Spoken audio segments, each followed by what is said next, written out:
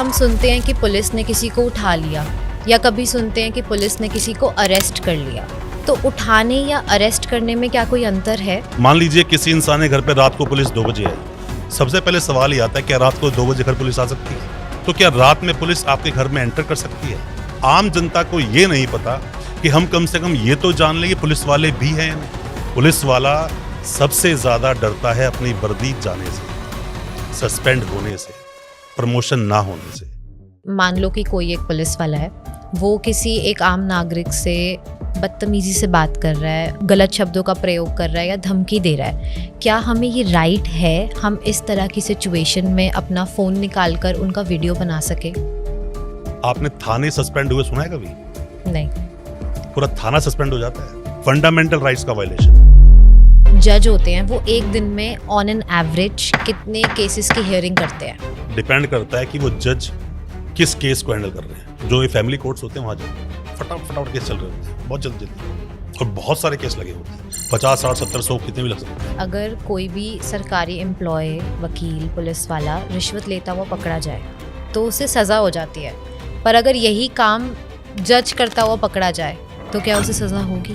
देखो, जज रिश्वत लेता हुआ पकड़ा जाए, हाई कोर्ट सुप्रीम कोर्ट की बात करते हो तो वहाँ पर उनको रेमेडीज मिली हुई है। खुद वो सेफ पॉइंट में शील्ड के अंदर है कि उनके ऊपर एक्शन ऐसे नहीं हो सकता। कोर्ट में एक वकील को वकील बनने के लिए किताबों की अच्छी एजुकेशन लेने से ज्यादा जरूरी एक वकील के पास जो एक कोट आया है ना, इसको पहन के कोर्ट में बैठकर सीखने की। लॉयर्स के इतने सारे टाइप्स होते हैं, criminal lawyer, civil, divorce lawyer. अब एक आम आदमी को अपने लिए एक सही वकील चुनना है तो वो कैसे चुने?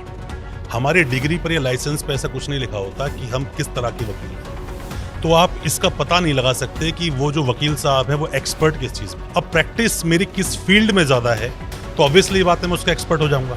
जब गरीब आदमी कोर्ट में जाता है तो उसे डेट पर डेट मिलती है, लेकिन अगर अमीर आदमी, वेल्दी पर्सन कोर्ट में जाए तो वो 4 से 5 हियरिंग में अपना केस निपटा के घर चला जाता है। क्या ये सच है?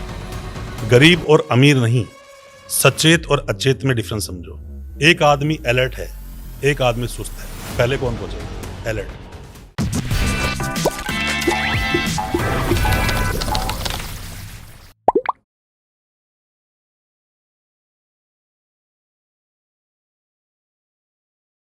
Welcome to today's podcast.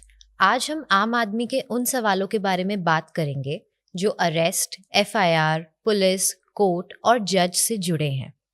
हम सभी के पास सवाल तो बहुत हैं लेकिन जवाब नहीं मिलते, इसलिए आज हमने अपने शो पर एक स्पेशल गेस्ट को बुलाया है, एडवोकेट वीरेंद्र वर्मा, जो क्रिमिनल प्रैक्टिस करते हैं। तो चलिए उनसे बातचीत शुरू करते हैं। Welcome to our show decoded sir.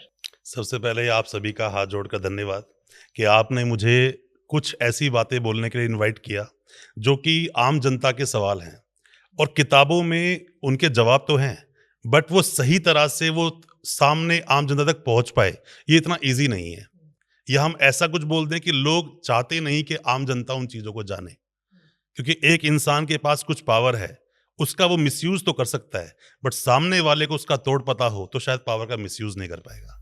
आज के पॉडकास्ट का मोटिव ही यही है कि हम उन सवालों के जवाब ढूंढ सकें, और मैं उम्मीद करती हूँ कि आप जवाब आज खुलकर देंगे। मैं खुलकर बात करूंगा और कोशिश करूंगा उस हर एक इंसान तक पहुंचने की जिसके साथ कभी ना कभी कोई क्रिमिनल केस हुआ हो या उसने पुलिस का सामना किया हो। उसके साथ अगर गलत हुआ है तो मैं सब चीज जवाब देने की कोशिश करूंगा आपको। जी, मेरा पहला सवाल आपसे पुलिस से रिलेटेड है कि हम सुनते हैं कि पुलिस ने किसी को उठा लिया या कभी सुनते हैं कि पुलिस ने किसी को अरेस्ट कर लिया। तो उठाने या अरेस्ट करने में क्या कोई अंतर है?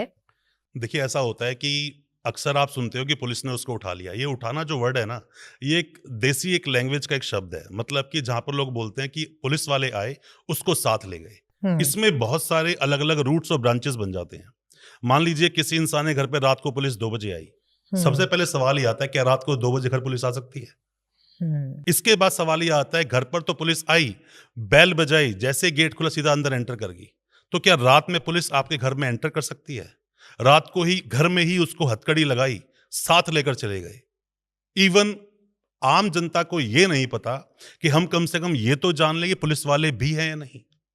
कहीं ऐसा ना कोई किडनैप करने आया हो, लोगों की दुश्मनी है, लोग गलत मतलब चीज़ों में पड़ जाते हैं और हो सकता है कि उसको मारने के लिए ही या हो सकता है उसके अगेंस्ट में जो दुश्मन है वही उसे किडनैप करने आ गए हों। तो ये उठाना जो शब्द है, पुलिस ने ही उठाया, पहले इसको आप पहले वेरीफ़ाई कर लो। इसको कैसे वेरीफाई करना है? देखो वेरीफ़ाई करने के बहुत सारे इसके तरीके हैं। पुलिस वाले अपनी वर्दी में आ सकते हैं, बैच क्लियर होता है, वो एक बात अलग है, नाम लिखा है, सब कुछ लिखा है। डीके बासु जजमेंट आया था एक सुप्रीम कोर्ट का, उसमें काफ़ी सारी गाइडलाइंस इसके अंदर दी गई थी। पर आप ऐसे पता नहीं लगा पाओगे कि वो पुलिस वाला सच में वही पुलिस वाला है। ऐसा कोई फॉर्मेट नहीं है इस चीज़ का। पहले आपको ट्रस्ट करना ही पड़ता है, बट बेटर है अगर किसी को आपके घर से पुलिस वाले लेकर जा रहे हैं, तो दूसरे किसी परिवार के सदस्य को उसके साथ जाना चाहिए, ओके। कि सच में पुलिस स्टेशन लेकर गए भी हैं या नहीं।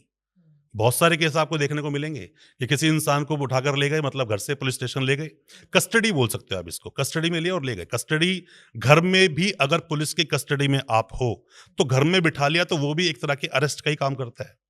उस इंसान को साथ लेकर चले गए, अब वो पुलिस स्टेशन में ही नहीं है आदमी। कई बार तो ऐसा देखने को मिला है। उस आदमी का पुलिस ने क्या किया? देखो 2 दिन 3 दिन तक पता ही नहीं चलता वो आदमी कहाँ पर है।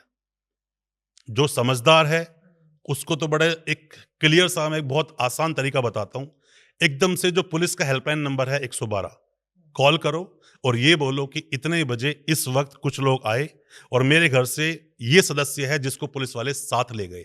वो पुलिस वाले हैं या नहीं मुझे नहीं पता, मुझे कोई किसी तरह की उसके बारे में इंफॉर्मेशन नहीं है। तो वो जो कॉल होती है ना, सर्कुलेट हो जाती है, ओके। सब पुलिस स्टेशन में कॉल बज जाती है। तो मैक्सिमम आधे घंटे में आपको कॉल बज जाएगा कि वो किस पुलिस स्टेशन में है।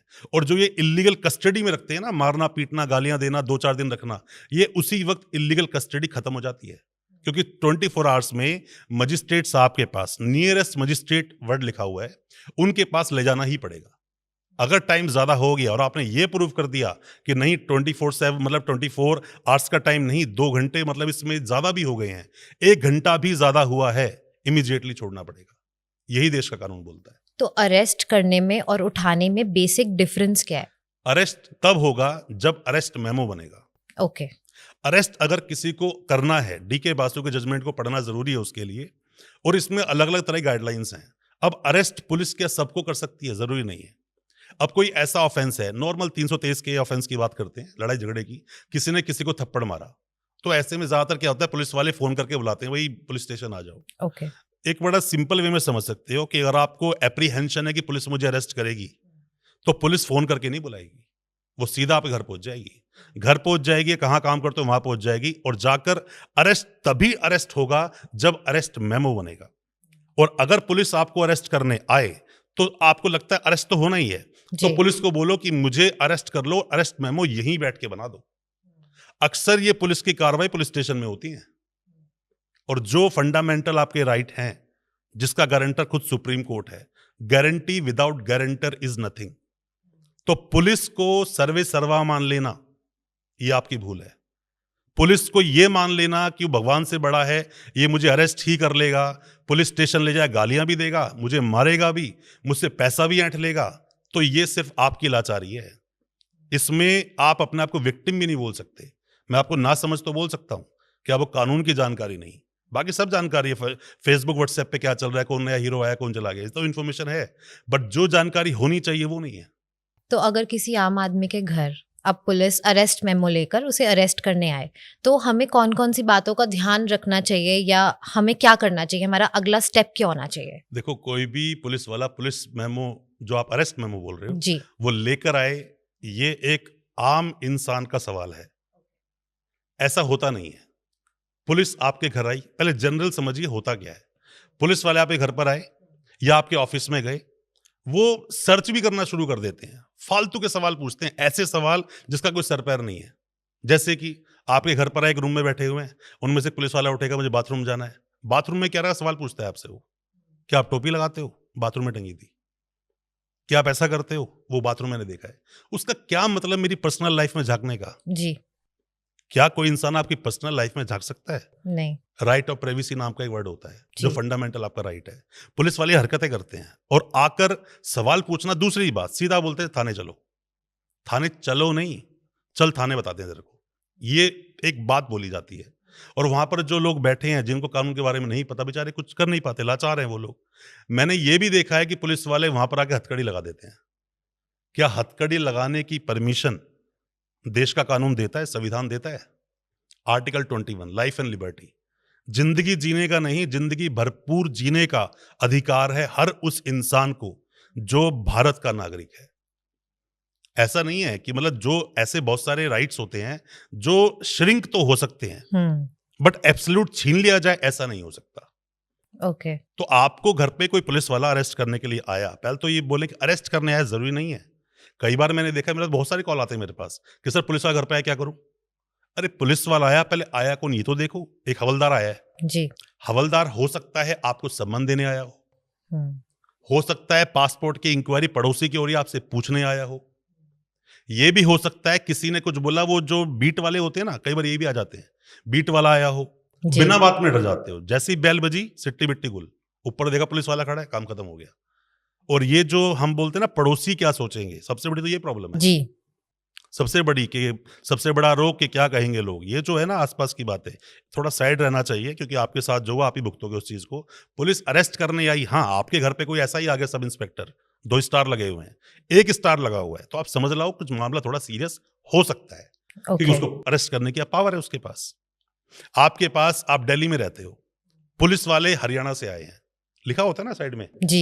हरियाणा HR ऐसे लिखा होता है, या पंजाब तो PB लिखा होता है। तो आप देखोगे पंजाब से आए हैं, हरियाणा से आए हैं, छत्तीसगढ़ से आए हैं, बिहार से आए हैं, तो इन चीजों को आप देख सकते हो। अगर वो दूर से आए हैं मतलब क्लियर है कि वो कि किसी वो अरेस्ट पर्पस करने से के आए लिए हैं। हो सकता है अरेस्ट करने आए हैं। हम्म, तो पुलिस वाले घर पे आए हैं, पहले समझो जी। आए किस लिए हैं, पूछना आपका अधिकार है, इसको बोलते हैं right to know, fundamental right. जी। आप पहले फंडामेंटल राइट्स को समझ लोगे, ऐसा कोई पुलिस वाला नहीं है जो आपके फंडामेंटल राइट्स को पब्लिकली तोड़ दे। थाने में जाके वो आपको ही तोड़ दे, बात अलग है, पर वो पब्लिकली आपके फंडामेंटल राइट्स नहीं तोड़ सकता। वो हमें पता होगा तो हम आवाज उठाएंगे। हम जैसे वकील लोग हैं ना आपके साथ। हमारे देश में सबसे बड़ी मिसकंसेप्शन ही लोगों के दिमाग में ये है कि हम लोग पुलिस से डरते हैं।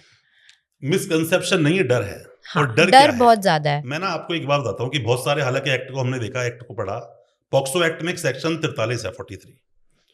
आप देखना विडंबना कैसे बोलता है, अपने देश का कानून क्या बोलता है, हम क्या समझते हैं, होता क्या है, मैं आपको ये बताना चाहता हूँ। उसमें 43 सेक्शन ये बोलता है, जैसा मैं हमेशा बोलता हूँ अपनी काफी सारी वीडियोस में, लोगों को बोलता भी हूँ कि अपने देश में ना जो कानून जिसका मिसयूज बहुत ज्यादा हो रहा है ना, या जिसके बारे में पता होना चाहिए, वो सारे चैप्टर्स पढ़ाए जाने चाहिए क्लासेस में।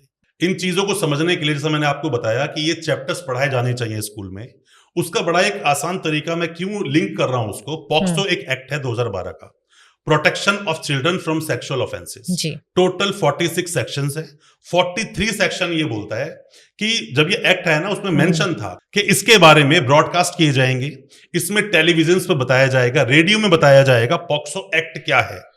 पॉक्सो एक्ट का जितना ज्यादा मिसयूज आज की डेट में हो रहा है, उतना मिसयूज शायद ही किसी दूसरे ऐसे मेजर क्रिमिनल लॉ का होता है, जो स्पेशल एक्ट है, जिसमें एक बार इंसान जेल के जल्दी से बाहर भी नहीं आता। जब वो खुद सेक्शन बोलता है कि ब्रॉडकास्ट करो, लोगों को बताओ, तो स्कूल के चैप्टर में लाना कोई बड़ी चीज तो है नहीं। बिल्कुल। पॉक्सो मतलब 18 साल से छोटा, मतलब बच्चे की डेफिनेशन क्या है, who is the below than मतलब 18 ईयर्स, तो यही डेफिनेशन है। और 18 साल से बच्चा जो छोटा है वो कौन सी क्लास में होगा, 10th में हो सकता है, 11th में हो सकता है, या 12th में भी हो सकता है। तो उसको ये बातें पढ़ाना कोई गलत तो है नहीं। तो फिर भी बहुत ज्यादा क्या होता है, लड़की की एज 17 ईयर्स, लड़के की उम्र 19 या 20 साल, अफेयर होता है, कई बार घर से भाग जाते हैं, जेल कौन जाता है, लड़का। पहले किडनैपिंग चार्जेस, फिर सेक्शन 4 या 6। 4 की बात करें तो मिनिमम 10 ईयर्स की पनिशमेंट, लड़की की उम्र 20 साल से कम तो 20 साल कम से कम पनिशमेंट। मेरा कहना सिर्फ इतना सा है, कानून के बारे में लोगों तक, वो तो अच्छा हो सोशल मीडिया का, पिछले कुछ सालों में लोगों तक अवेयरनेस गई है, लोग अवेयर हुए हैं, देश के कानून को जाना है। इसी से प्रॉब्लम है बहुत सारे करप्ट या भ्रष्ट पुलिस वालों को। आप जाके अपने एक बात बोलते हो कि नहीं आप ऐसा नहीं कर सकते, वो 2 मिनट में थाने में ले जाते हैं आपको, और थाने में ले जाएं तो इसका एक बहुत बड़ा तोड़ है। परमवीर सिंह सैनी का जजमेंट है। वो जजमेंट क्या बोलता है कि थाने के जो पुलिस स्टेशन है, सिर्फ पुलिस स्टेशन नहीं, पुलिस स्टेशन मतलब पुलिस स्टेशन, चाहे वो विजिलेंस का ऑफिस क्यों ना हो, चाहे वो ईडी का ऑफिस क्यों ना हो, चाहे वो सीबीआई का ऑफिस क्यों ना हो, ईओडब्ल्यू क्यों ना हो, पुलिस मतलब सब। तूफान सिंह के जजमेंट में बोला गया कि पुलिस वाले ये सभी हैं। पहले क्या होता था, एनडीपीएस में जो स्टेटमेंट देते थे ना, वो जो उसके अंदर एक्यूज है उसके खिलाफ यूज कर लिया करते थे। तूफान सिंह का जजमेंट आया कि नहीं ऐसा नहीं, आप भी तो पुलिस वाले हो। तो क्या बोलते हैं, any statement given before the police is not admissible in the court. क्यों? पुलिस मार तोड़कर सवालों का कुछ बनवा सकती है। आप अपने देश में आपके खिलाफ लीगली कुछ हो जाए, उससे ज्यादा आपको रेमेडीज दी गई हैं। आप कितना भी हीनियस अपराध कर लो, बचने के लिए आपको पूरा मौका दिया जाएगा। अपने आप को डिफेंड करने का बिल्कुल। मौका सबको मिलता है। पर उसके बावजूद भी ये कुछ इस तरह से है कि मैं मैथ में कमजोर हूं और मैथ का एग्जाम 3 दिन बाद है, पढ़ना नहीं है पर मुझे, मैं पढ़ूंगा 1 दिन पहले। ये कुछ इस तरह से काम करता है। उसको डिफेंस दिया गया कि पूरी तरह से अपने केस को प्रेजेंट कर लिया, उसके बावजूद ना उसे चार्जशीट का पता है। अब अनपढ़ कोई लड़का है, मान लीजिए कोई अनपढ़ बच्चा है जी, वो जेल चला गया, उसके पास तो चार्जशीट तक नहीं पहुंचती। वो चार्जशीट कहां जाती है? किसी वकील साहब को वकालतनामा दिया होगा साइन करके, वो कोर्ट आए लेकर चले गए। तो उसके बाद फिर आप घूमते रहो पीछे पीछे। डिफेंडेंट को दिखाई नहीं जाती। नहीं, ये तो राइट है उसका, ये राइट है कि उसको चार्जशीट उसी को मिलेगी अगर वो जेल में है। अच्छा। जेल में नहीं है तो भी उसी को चार्जशीट मिलेगी, कोर्ट में साइन होते हैं। पर आपने वो अथॉरिटी अपने वकील साहब को दे दी ना, वकालतनामा साइन कर दिया, अब वो कोई भी पेपर आपके वो ले सकता है। देखो, मेरा इन शॉर्ट बोलने का मतलब यही है कि पुलिस वाले ना ऐसे बहुत सारी हरकतें करते हैं, अगर आपको अपने कानून के बारे में पता है तो वो काफी हद तक दूर रहेंगे आपसे। आपने एक बात इन लोगों की हरकत देखी होगी, क्या करते हैं? सबसे पहला सवाल होता है इनका, क्या करता है तू? पहला सवाल, आपने कुछ भी बोला, जी जी, तेरे पापा क्या करते हैं? अब मान लो एक सवाल मुझसे पूछा, क्या करता है तू? मैं कहा एडवोकेट हूँ सुप्रीम कोर्ट में, और तुझसे आप पे आ जाएगा, पंगा ही नहीं लेंगे। अरे वकील साहब पहले बता देते। ऐसे ही तो होता है जी। अब एक ने बोला, हाँ भाई तो क्या करता है? वो कहता है मैं भी स्टडी कर रहा हूँ। क्या कर रहा है? कुछ भी, मैकेनिकल इंजीनियरिंग कर रहा हूँ। तेरे पापा क्या करते हैं? एडवोकेट हैं हाई कोर्ट में। अरे तो भाई पहले बताना चाहिए ना यार, चीजों को देखो ना, आप इतनी बड़ी गलती कर रहे हो, गलतियां मत करो। वो तू से आप पर आ जाएगा। सबसे पहले पुलिस वाले आपको भांपते हैं जी कि आप कितने पानी में हो, क्या आप उसका कुछ गलत कर सकते हो?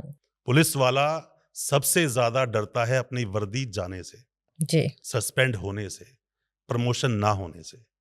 तो आप इलीगलिटी कोई भी चीज आपके साथ अगर हो रही है तो मेरा मानना यह है उसके लिए पुरजोर आवाज उठानी चाहिए। आवाज तब उठाई जाती है जब खुद आप में दम होता है। आप में दम तब आता है जब आपको नॉलेज होती है, और नॉलेज तब आती है जब ऐसे पॉडकास्ट देखते हो। सिंपल सी बात है। आपने पुलिस स्टेशन की बात की, अब पुलिस स्टेशन के अंदर की बात करते हैं कि जब एक आम आदमी पुलिस स्टेशन जाता है कि मेरी एफआईआर लिख दो, तो एफआईआर लिखवाने में इतनी प्रॉब्लम्स आती हैं। ऐसे क्या कारण है कि एफआईआर बहुत मुश्किलों के बाद लिखी जाती है? देखो, एफआईआर ना बहुत मुश्किलों के बाद लिखी जाती है, इस बात से मैं पूरा सहमत हूं, क्योंकि मैंने पॉक्सो के अंदर, जिसमें यह बोला गया कि जैसे ही बच्चा फोन भी कर देना 112 नंबर पे, तो उसकी कंप्लेंट दर्ज होगी और इमीडिएटली कुछ घंटों में बिना किसी प्रिलिमिनरी इंक्वायरी के एफआईआर लॉन्च की जाएगी। मैंने पॉक्सो में देखा है कि एफआईआर लॉन्च नहीं करते। क्यों? बहुत सारे रीजंस हैं। देखो, एक तो ये होता है कि हर थाने का ना एक चार्ट बनता है कि उस थाने में कितनी टोटल आज तक एफआईआर लॉन्च हुई है, कितनी चोरी की, कितनी छीन झपट की होती हैं, कितनी ज्यादा रेप की होती हैं, मर्डर की होती हैं।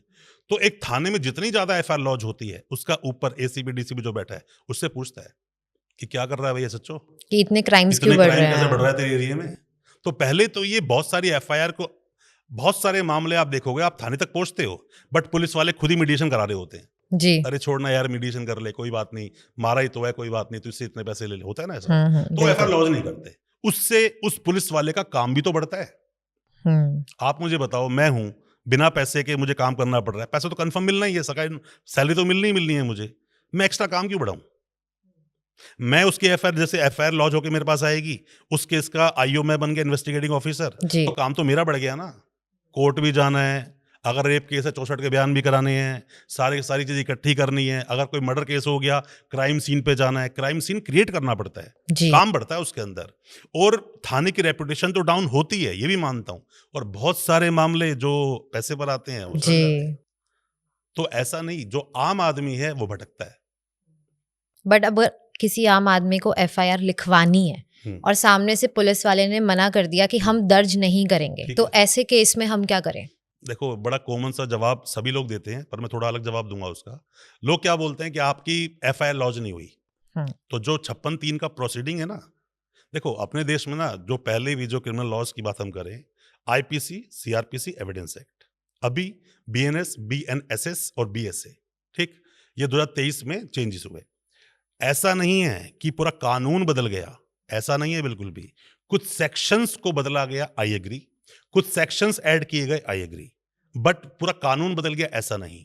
यहां बहुत बड़ी प्रॉब्लम किसको आती है? नए वकीलों को, जिन्होंने 23 तक पुराना पूरा कानून रट्टा कर लिया था, एकदम से नया कानून आ गया। तो ये पुराने कानून को भूलो मत। जिसकी एफआईआर पहले हुई वो आज सीआरपीसी के हिसाब से चलेगी। पहले सीआरपीसी को समझिए, आपकी एफआईआर का जवाब मैं इसी में दे रहा हूं। सीआरपीसी को समझ, सीआरपीसी क्या बोलता है? आईपीसी 302 मर्डर हुआ, सजा इतनी देंगे, मर्डर में 2 ही सजा, उम्र कैद या फांसी। ओके। तीसरी को सजा नहीं होती इसके अंदर। अब वो मर्डर की सजा तो देंगे, पर वो देंगे कैसे? आपको कुछ भी, आपको शाही पनीर तो खाना है जी। पर शाही पनीर की रेसिपी क्या है, बनेगा कैसे, प्रोसीडिंग कैसे है, वो सारी प्रोसीडिंग आपकी सीआरपीसी में है या फिर बीएनएसएस में है। उसी तरह से अब एक आदमी गया, बोलता मुझे एफआईआर लॉज नहीं कर रहे हैं ये लोग, तो आप क्या करोगे? पुलिस स्टेशन जाओगे, हर वकील बोलता है जाके एक रिटर्न कंप्लेंट ले लो और जाके रिसीव कराओ। वो तो रिसीव भी नहीं करते। हाँ, नहीं करेक्ट। करते ना, नहीं करते। आसान तरीका पोस्ट कर दो। बाहर ही जाओ, उनके थाने के पास जो भी पोस्ट ऑफिस मिले, पोस्ट कर दो। जी। हमेशा आप ये कोशिश करो जो अपना भारतीय डाक है ना, उससे ही भेजो, क्योंकि उसकी ट्रैकिंग रिपोर्ट अच्छी होती है और काफी समय तक ऑनलाइन मिलती भी है और ट्रस्टवर्थी भी होती है, कोर्ट उस पर बिलीव करता है। आपने भेज दिया, 15-20 दिन, महीना भर वेट करो, नहीं एक्शन हुआ, उनके सीनियर अफसरों को भी पोस्ट कर दो। ओके। जब वो ले ही नहीं रहे हैं तो आप करोगे क्या? जी। ऐसा होता क्या है और ये होता कब है, आप ये भी समझ लीजिए। चीटिंग का केस है, नॉर्मल चीटिंग का केस है। मान लीजिए कि आपका ये एक पॉडकास्ट है, आपने कंपनी सब कुछ रजिस्टर करवाई, सब कुछ करवाया, और इसी के अंदर आपकी बहुत अच्छी रेप्यूटेशन है, आपके लोकल थाने में लोग जानते हैं।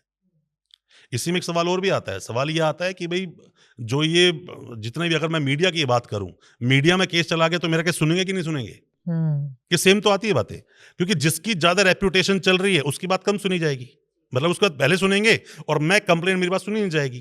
तो आप सिंपल वे में यही करो, आप थाने मत जाओ, आप दोनों पोस्ट कर दो, और पोस्ट कर दिया, वेट करो। अब चाहिए वकील साहब, जो वकील साहब कोर्ट में जाएंगे 156(3) और 200 सीआरपीसी के अंदर आपकी कंप्लेंट डालेंगे, उस पर आर्ग्यूमेंट होगा, फिर आपकी एफआईआर लॉज होगी। ओके। ये इजी प्रोसेस है। उससे भी इजी प्रोसेस जो एक्शन करना है वो ट्विटर है। आपके साथ कुछ भी गलत हुआ ना, मैं आपको एक केस बताता हूं जो सामने देखा। केस था गुजरात का।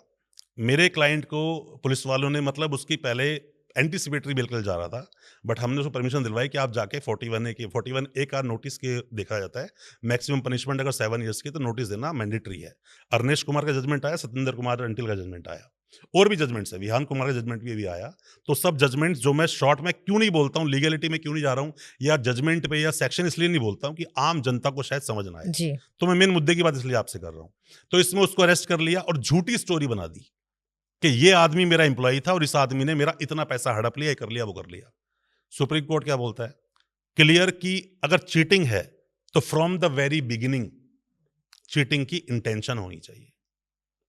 फॉर्ज डॉक्यूमेंट है आपके पॉडकास्ट का, मैंने एक फॉर्ज डॉक्यूमेंट आपको दिया और मैंने कहा कि मैं बहुत बड़ी हस्ती हूं, मैं ये करता हूं और वो करता हूं, और आपसे मैंने 2-4 लाख रुपए ले लिए और फिर मैं आपके पास आ रहा हूं। फॉर्ज डॉक्यूमेंट यूज किया फ्रॉम द वेरी बिगिनिंग। अगर मेरी उसमें फॉर्ज करने डॉक्यूमेंट से बेनिफिट लेने की इंटेंशन है तो ये केस दर्ज होगा ही होगा। पर इसको भी आप जाओगे और मेरी अच्छी बातचीत है पुलिस स्टेशन में, आपका केस दर्ज नहीं होगा। हाँ, राइट। आप भुगते रहो। तो इसके लिए आपको वही जो कोर्ट से प्रोसीडिंग है जाओ, पर बेटर ये होगा जितने भी उसके सीनियर अफसर है ना, कंप्लेंट जरूर दो। पर ऐसा भी मत करो, मेरे से बहुत सारे लोग मिलते हैं, पोथी बना रखी है उन लोगों ने, फाइल है, यहाँ कंप्लेंट वहां कंप्लेंट, कंप्लेंट ही 50-50 होती है। ये गलत डायरेक्शन है। शॉर्ट में अपनी बातें बताओ और राइट जगह जो सही नफ्स दबानी है उसको दबाओ। पुलिस वाले पे एक्शन होगा। आपसे पुलिस पैसे मांग रहा है, विजिलेंस जाओ, विजिलेंस वाला अपना बुला लेंगे उसको, आओ भी पैसे किस लिए मांगे बताओ। पैसे वो ज्यादा मांग रहा है, तेरे केस से बाहर कर दूंगा, बहुत इजी है, एंटी करप्शन जाओ। एंटी करप्शन वाले उस बंदे को उठा ही लेंगे, मतलब उसे जेल पहुंचा देंगे उसको। हर चीज का वे है, पर वे को ढूंढे कैसे? हर आदमी को एक ही बात पता है, थाने जाऊंगा कंप्लेंट देने, कुछ जी। नहीं होगा, घूमते रहो। तो आपसे पुलिस पैसा वालों मांगे पे तो सीधा पुलिस वालों पे एक्शन इमीडिएट लिया जाता है? बिल्कुल होता है। आर्टिकल 14 सब बराबर। आर्टिकल 14 क्या बोलता है? हम सब बराबर हैं। जी। जी। तो पुलिस वाला कोई अलग से तो आया नहीं है। मानता हूं उन्हें कुछ पावर अलग से मिली है, आई एग्री, बट ये पावर नहीं मिली करप्शन करोगे बच जाओगे। ये कोई पावर किसी के पास नहीं है, सीधा जेल जाएगा। न्यूज़पेपर उठाओ, आप विकासपुरी में आसपास के कुछ पुलिस वाले सस्पेंड हुए हैं, हुँ। अब एक और सिचुएशन मैं आपको देती हूँ कि मान लो कि कोई एक पुलिस वाला है, वो किसी एक आम नागरिक से बदतमीज़ी से बात कर रहा है, मतलब गलत शब्दों का प्रयोग कर रहा है या धमकी दे रहा है। क्या हमें ये राइट है, हम इस तरह की सिचुएशन में अपना फ़ोन निकाल कर उनका वीडियो बना सकें? देखो, किसी को गलत वर्ड्स यूज़ करने के लिए तो एक बाप को भी राइट नहीं है बेटे के लिए। हुँ, राइट। एक हस्बैंड को राइट नहीं है अपनी वाइफ़ के लिए। हुँ, किसी की भी आप ईगो हर्ट करोगे या किसी भी इंसान की जो उसकी सेल्फ रिस्पेक्ट है, हुँ, डिग्निटी के साथ जीने का अधिकार है, जी, तो क्या पुलिस कोई स्पेशल पावर हो सकती है? नहीं। ये खुद अपने आप से पूछो। हमारे देश का कानून बड़ा सिंपल है। ये कानून ना समझो, किसी भी देश का लॉ क्लियर है, कॉमन सेंस। हुँ, कॉमन सेंस क्या बोलता है? आपको लगता है गलत हुआ, अपराध है। आपको लगता है कि नहीं मेरे साथ जो हो रहा है वो ठीक है। कई बार ऐसे चीज़ें होती हैं, सिंड्रोम के आप शिकार हो जाते हो कि आपको लगता है कि पुलिस वाले ने आपको अरेस्ट किया, वही आपको वकील देगा, सब कुछ करेगा, तो पुलिस वाला आपकी बेल कराने के लिए सोचेगा ही क्यों? ये जी। सिंड्रोम। आपको लगता है कि वही मेरा सर्वे सर्वा है जिसने आपको अरेस्ट किया हुँ, और वही आपकी बेल करा देगा। ऐसा नहीं होता। आप पुलिस स्टेशन जाइए, पुलिस वाले के पास आप जैसे ही देखो मैं एक एग्ज़ाम्पल से बोलना चाहता हूँ। जैसे कि मान लीजिए कि एक बेटा अपने पापा को वीडियो में दिखाता है कि पापा आप गलत कर रहे हो, ये सही है। तो उस फादर की भी ईगो हर्ट हो सकती है। हाँ, बिल्कुल। आप पुलिस वाले को जाके बता रहे हो कि आप मुझे अरेस्ट नहीं कर सकते, आप मुझे हथकड़ी नहीं लगा सकते। अभी क्या हुआ है ना, जो अब की लोग आ रहे हैं ना अभी, वो पढ़े लिखे और समझदार बहुत आ रहे हैं। अभी मैंने देखा कि लोग फॉलो करते हैं। बट अभी भी बहुत सा पुलिस स्टेशन में ऐसा है कि रूल्स को फॉलो किया जाता नहीं है। आप सिर्फ़ उसको कानून बताकर ये बताना चाहते हो कि मुझे भी कानून पता है और वो आपको उसी वक़्त सबक सिखा के ये बता रहा है कि तू हमसे बड़ा हो ही नहीं सकता। हुँ, तो दोनों पार्टीज़ में ईगो प्रॉब्लम है। नहीं, आम जनता में नहीं है। आम जनता को मैं ये जिसको कानून नहीं पता, थोड़ा बहुत पता है, तो हम ये तो बोल सकते हैं नीम हकीम खतराए जान, ये हमेशा हानिकारक होता है। और दूसरा भी एक स्लोगन देता हूँ कि हर कौवा मस्जिद पर बैठकर सोचता है मैं ही मौलवी हूँ। ये उन पुलिस वालों के लिए जिन्हें कानून के बारे में ज़्यादा कुछ पता नहीं है। हुँ, अजान होते भग जाता है वो कौवा। अगर कोई ढंग का बंदा पहुँच जाए, उसको बताने के लिए बोले शांत हो जाता है पुलिस वाला। वो जानता है मेरी कंप्लेंट होगी और कंप्लेंट से पुलिस वाला डरता है। आपको तो बस मैं ये सभी को यही एडवाइस करूँगा, पुलिस स्टेशन जाकर उन्हें कानून मत बताओ। हम वीडियो रिकॉर्ड कर सकते हैं, हमारे पास ये राइट है। बिल्कुल राइट है, सुप्रीम कोर्ट ने आपको राइट दे रखा है। से फिर वही बात कि शेर की मान में जाकर आप उसको उँगली करोगे तो दिक्कत तो होगी। जी। आप वहाँ मत करो कुछ भी आप, वहाँ से आप पहले बाहर निकलो और देखो मैं आपको एक बड़ा ईज़ी वे बताता हूँ, अभी थोड़े दिन पहले ही वो हमने एक रेमेडी ली थी। मेरे पास एक बंदे ने कॉल किया कि यार मैं ना मतलब डोमेस्टिक वायलेंस केस था। उन्होंने मुझे पुलिस स्टेशन बुलाया और बस मैं थोड़े अपने राइट के बारे में बताया, लॉकअप में बंद कर दिया। मैं कहा लॉकअप क्यों बंद कर दिया? कह रहे सर बंद कर दिया, 7-8 घंटे तक लॉकअप में रखा मुझे। किस बेसिस पे? कोई बेस नहीं है, बस पुलिस से आप जाके थोड़ी बहस कर रहे थे। मैंने कहा बहुत अच्छी बात है। मैं कहा एक काम कर भाई, परमवीर सैनी का जजमेंट ले और एक एप्लीकेशन जाके सीधा मजिस्ट्रेट कोर्ट में लगा दे और बोल कि ये राइट मुझे सुप्रीम कोर्ट ने दिया है कि किसी भी पुलिस स्टेशन की जो वीडियोग्राफी सीसीटीवी फुटेज जो वीडियोग्राफी हो रही है उसको लेने का मेरा अधिकार है। बस मांग ले तू बस एक बार। हुँ, उसने एप्लीकेशन लगाई, कोर्ट से ऑर्डर हुआ, उसी पुलिस वाले का उसके पास कॉल बजना शुरू हो गया। जो पहले तू पर था वो आप पे आ गया, आपके साथ में कॉम्प्रोमाइज की सिचुएशन में आ गया कि भाई एप्लीकेशन वापस ले ले। पर सर ज़रूरी नहीं है ना कि वो ऐसे बहाने भी तो लगा सकते हैं कि हमारा सीसीटीवी नहीं चल रहा। आपने थाने सस्पेंड हुए सुना है कभी? नहीं, नहीं सुना? कॉमन है ये। पूरा थाना सस्पेंड हो जाता है। इस सीसीटीवी वाली बात पे, छोटी-सी बात से। छोटी-सी बात पे। बहुत छोटी है ये, आपके लिए। बहुत बड़ी है, फंडामेंटल राइट्स का वायलेशन। आपके फंडामेंटल राइट का वायलेशन कोई मतलब कोई नहीं कर सकता। तो पुलिस वालों को पावर किसने दी? आपको बिना किसी कसूर के, बिना अरेस्ट करे या बिना ऐसे एविडेंस हाथ में आए लॉकअप में डाल देना 7-8 घंटे बहुत बड़ी चीज़ है। जो हमने वीडियो की बात की, क्या वीडियो को कोर्ट में जाके हम एविडेंस की तरह यूज़ कर बिल्कुल कर सकते हैं? सकते हैं, क्यों नहीं कर सकते हो? एक आपको मैं एग्ज़ाम्पल के साथ बताता हूँ। मान लीजिए कोई कोर्ट में गया, कोई भी एक आदमी गया और पूरा वो खून में लथपथ है। शायद जज साहब उसको अटेंशन नहीं देंगे, बट उसके हाथ में एक पेपर है। वो ये बोलता है जिस मर्डर की यहाँ पे अभी कार्रवाई चल रही है, उसका ये पीस ऑफ एविडेंस है, उसको पहले लेंगे। हुँ, तो एविडेंस कैसे आया ये जरूरी नहीं है, उस एविडेंस की वैल्यू क्या है ये बहुत मैटर करता है। कोर्ट में एविडेंस का सोर्स मैटर नहीं करता। देखो सोर्स मैटर करता है, आपके वकील साहब तो बोलेंगे, वकील साहब पैसा किस बात का ले रहे हैं, उनसे फीस किस बात की ले रहे हैं, इस बात की ले रहे हैं कि अपने क्लाइंट को बचाएं। पर यह भी देखा जाएगा कि उसकी ऑथेंटिसिटी कितनी है, क्रेडिबल कितना है, ट्रस्टवर्थी कितना है, क्या भरोसा किया जा सकता है। ऐसे नहीं तो बाद में by the way of evidence जो लगाते हैं अपने एफिडेविट के साथ वैसे लगा देगा, यूज तो होगा। अगर एविडेंस बहुत ज्यादा सॉलिड है हम्म, तो, और वो गलत लाइक इलीगल तरीके से सोर्स किया है, हम्म। तो माना जाएगा कोर्ट में वैलिड है। एक बात मैं आपसे पूछता हूँ, आपको आपके सवाल में बहुत अच्छा जवाब देता हूँ जो लोगों को समझना चाहिए। बोलते हैं कि any statement given before the police और in police station not admissible in the court. यही बात सबने सुनी है, फिल्म में कुछ ज्यादा देखी हम लोगों ने, पर अधूरा सत्य के साथ में हम सब कुछ समझ रहे हैं। कोर्ट में एडमिसिबल नहीं है, आई एग्री। 100% एडमिसिबल है अगर रिकवरी डिस्कवरी हो गई। जो आपने पूछा उसका जवाब है ये। कैसे होता है ये? एक आदमी ने बोला कि भाई एक आदमी को उठाया, एक ना सवाल एक और आता है, लोग अक्सर पूछते हैं सर एक मर्डर केस में किसी इंसान को पुलिस ने उठा लिया तो क्या पुलिस उसको 41A का नोटिस दे सकती है? क्योंकि लोगों को तो ये पता है कि अप टू 7 इयर्स में 41 का नोटिस जी। मिलता है, ऐसा नहीं होता। मर्डर केस में भी दे सकती है। अगर पुलिस को लगता है कि डायरेक्ट इन्वॉल्वमेंट नहीं है, मेरे पास तो प्रॉपर सबूत ही नहीं है, अरेस्ट कैसे करूंगा इसको, तो नोटिस देती है पुलिस।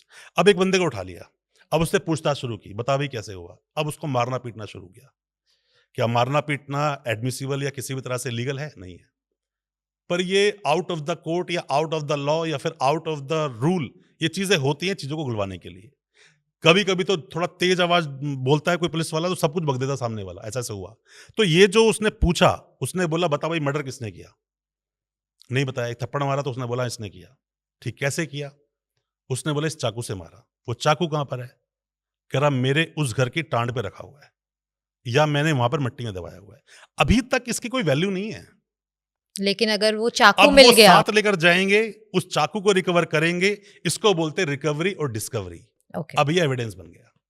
अब आपने जो सवाल पूछा कि इलीगल तरीके से लिया हुआ एविडेंस क्या कोर्ट में एडमिसिबल है, क्या ये लीगल था? उस केस में इस बात पर कोई एक्शन नहीं लिया जाएगा कि पुलिस ने उसे थप्पड़ मारा, बल्कि उस चाकू की आप वैल्यू प्रूव कैसे होगी। करोगे उसे कि थप्पड़ मारा? सवाल तो यहां पर है। आपको पता क्या होता है कि जब किसी को अरेस्ट करते हैं ना और जब लेकर जाते हैं कोर्ट में, 24 आवर्स में कोर्ट में लेकर जाना पड़ता है ना, तो कई बार तो पीसीआर में जब बैठ कर ले जाते हैं ना, उसको साफ साफ बोल देते हैं बेटा कुछ बोल मत दियो, वहां पर वापस तू हमारे पास ही आएगा। तो जो उसको बोलना था ना वो भी खा जाता है वर्ड कि नहीं नहीं कुछ नहीं बोलूंगा। इतना इतना इंटिमिडेट डर कर होता देते है। हैं। हाँ, और ये डर, मैं कभी भी देखो हर सिक्के के दो पहलू हैं। ये डर बिल्कुल जायज सही है। सही कहाँ है? जो लोग क्रिमिनल्स हैं, बिल्कुल सही है डर, होना चाहिए पुलिस का डर। गलत कहां पर है? जब ये इनोसेंट पीपल के साथ जो जिन्होंने कुछ नहीं किया या गलती हुई उन लोगों से, इतना हीनियस क्राइम नहीं है, उनके साथ ज्यादती करना गलत है। जी। सर, मूविंग ऑन, अगली सिचुएशन पे चलते हैं कि मान लो किसी ने कोई क्राइम किया, मर्डर किया। अब वो सबसे पहले किसी अच्छे एडवोकेट को ढूंढ के उनके पास जाता है और बोलता है कि मेरा केस ले लो, मुझे डिफेंड कर दो। अब अच्छे एडवोकेट की एक पहचान होती है कि वो केस के सारे फैक्ट्स पहले जान लेते हैं, उसके बाद डिसाइड करते हैं कि उन्हें केस लेना है या नहीं लेना। अज्यूमिंग कि उन्होंने ये डिस्कवर कर लिया कि उस इंसान ने मर्डर किया है, फिर भी उसका केस लड़ने के लिए तैयार हो गए। तो ऐसे में पब्लिक का सवाल ये है कि ऐसी सिचुएशंस में एडवोकेट बिजनेस कर रहा है या एक्चुअली न्याय दिलवा रहे हैं? देखो इसमें 3-4 अलग सवाल हालांकि इसके अंदर हो गए, पर मैं आपको ये बोलना चाहूंगा कि जो सबसे पहले आपने बोला किसी इंसान ने कोई क्राइम कर दिया, क्राइम हुआ या नहीं हुआ, आप, मैं या कोई और बोलने वाला कोई नहीं होता जब तक उसका अपराध सिद्ध ना हो जाए कोर्ट में। तो क्राइम उसने किया, ये सवाल गलत है। बीइंग एन क्रिमिनल एडवोकेट, मैं उस सामने वाले का जो देश का जो कानून है वो परमिशन देता है कि अपनी बात को बेबाक तरीके से, अच्छे से, पुरजोर तरीके से कोर्ट में रखो। कोर्ट डिसाइड करेगा, ठीक। जीतना दोनों में से एक है, या तो स्टेट जीतेगी। स्टेट का मतलब कि जब भी कोई ऐसा अपराध होता है जो क्राइम अगेंस्ट सोसाइटी है, तो इस केस को स्टेट वर्सेस केस बोलते हैं, जिन्हें पीपी साहब प्रेजेंट करते हैं, ठीक। हम्म, अगर नॉर्मल चेक बाउंस का है तो 2 अलग अलग वकील, प्राइवेट वकील होते हैं, वो स्टेट वर्सेस तो नहीं है। तो यहां पर जो स्टेट वर्सेस केस है, इसके अंदर मेरे पास कोई आदमी आया, उसने बोला कि ऐसे ऐसे मेरा एक मर्डर में नाम आया है, मैंने मर्डर किया है, ये वर्ड गलत है, मेरा इस मर्डर में नाम आया है, ये सब कुछ हुआ है। उसने पूरा सिनेरियो मुझे बता दिया। देखिए, करता ना मैं हूं ना करता आप हो, कर्मण्यवादी कारस्ते मां फलेषु कदाचन, मेरे जीवन का क्लियर स्लोगन है। मैं कर्म करता हूं, फल की इच्छा नहीं करता। मेरी ये ड्यूटी है, मैं ड्यूटी बाउंड हूं अपने क्लाइंट की बात को पुरजोर तरीके से कॉन्फिडेंस के साथ उसकी बात को कोर्ट में रखना, और मैं उसकी बात को कोर्ट में रखूंगा, उसको एंड मूवमेंट तक बचाने के लिए केस को लड़ूंगा। क्या हुआ, किन परिस्थितियों में हुआ। देखिए, मैं आपको ना 2 केस के एग्जाम्पल के साथ समझाता हूं, आप मुझे बताना ये मर्डर है कि नहीं। आपने मर्डर पे सवाल पूछा, तो मर्डर को पहले आप समझिए। जी।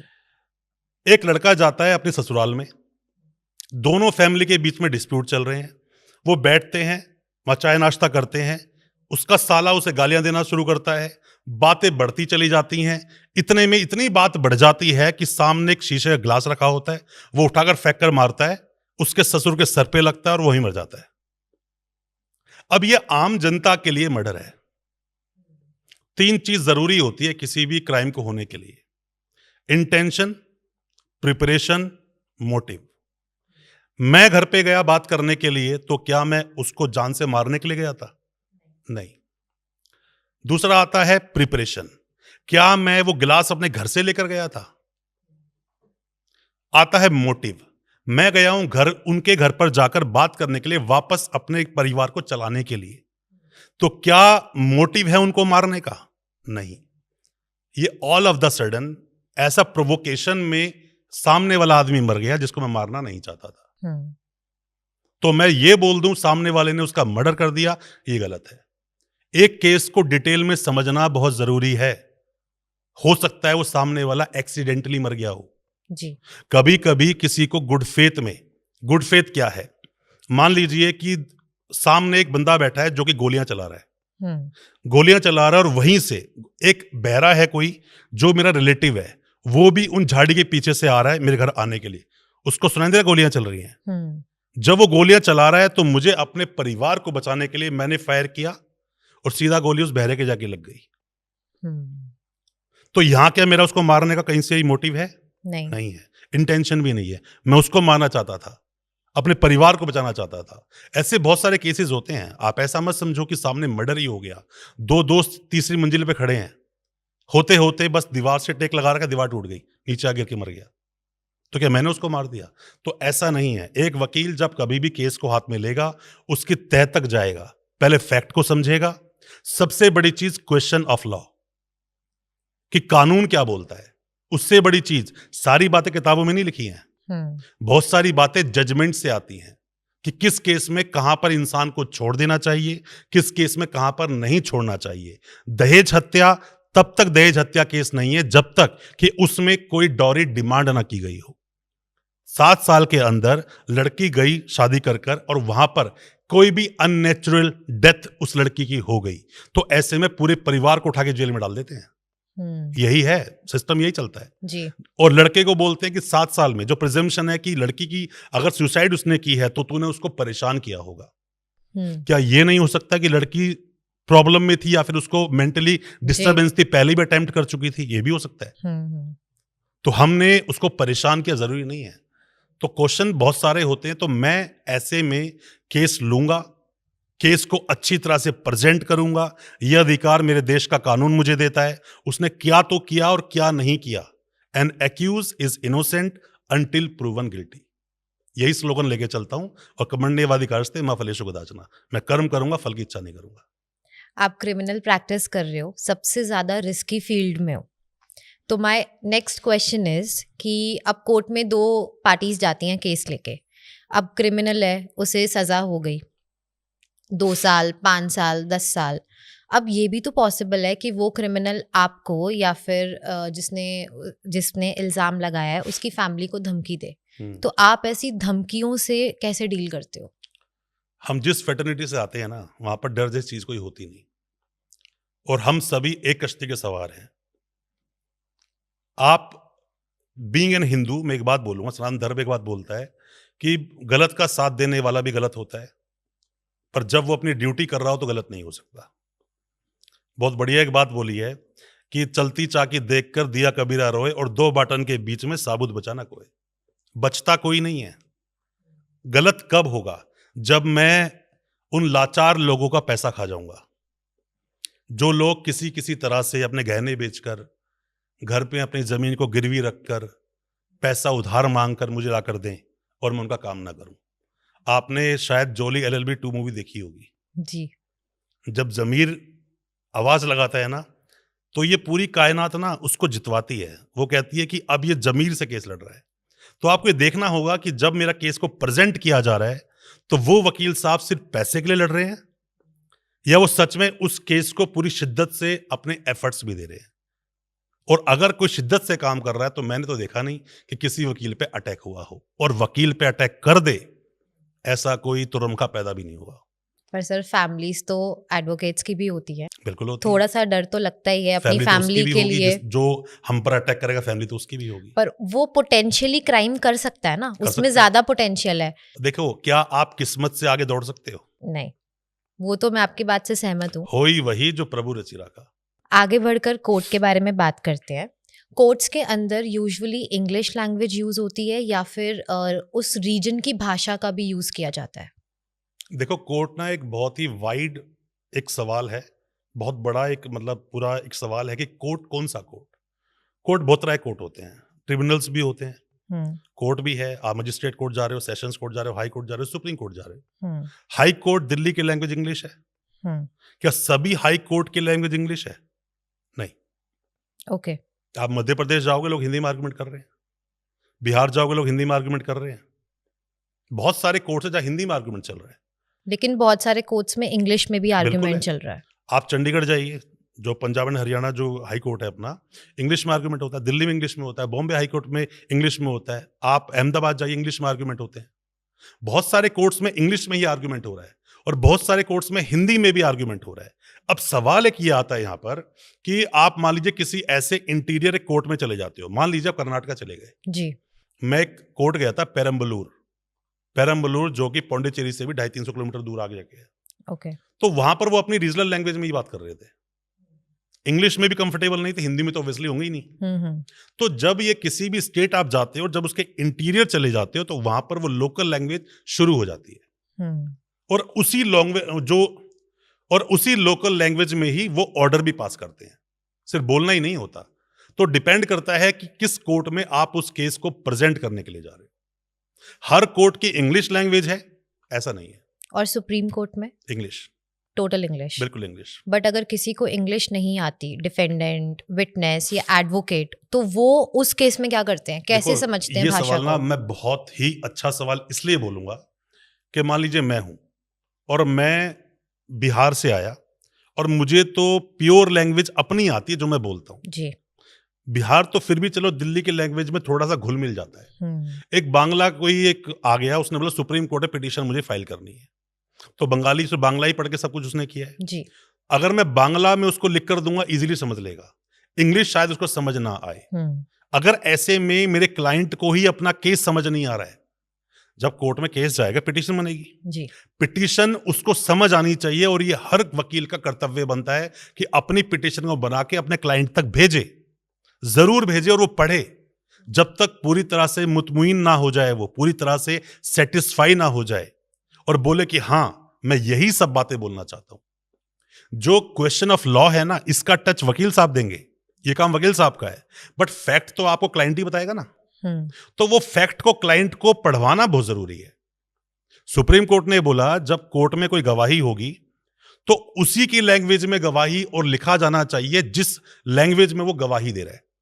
मान लीजिए कहीं पर मर्डर हो गया, गोली चलाते हुए किसी ने देख लिया या चाकू से मारते हुए देख लिया, और जो वो गवाह बना वो कन्नड़ है, मतलब कर्नाटका साइड का है, कन्नड़ लैंग्वेज से आती है जी। अब गवाही देके बुलाया उसको कि भाई आओ, समन चला गया, अब आपको गवाही देना है ना, तो मेन विटनेस हो इसके, उसको तो हिंदी इंग्लिश आती नहीं, अब वो क्या करे? तो यहां पर इंग्लिश में सब कुछ लिखवा देना, उसकी गवाही खुद इंटरप्रेट करके लिखवा देना, ये कहीं ना कहीं मैं मानूं तो ये आप एक सिस्टम को तोड़ रहे हो। उसको खुद को नहीं पता वो क्या बोल रहा है और कहाँ साइन कर रहा है। जी। और ये रूल ना मैंने टूटते हुए अक्सर देखे हैं कोर्ट्स के अंदर, टूटते हैं। होता क्या है, कई बार तो वकील साहब बात को प्रेजेंट नहीं करते हैं और कई बार इतना बिजी शेड्यूल होता है कोर्ट का कि जज साहब ध्यान नहीं दे पाते हैं। ऐसा होता है।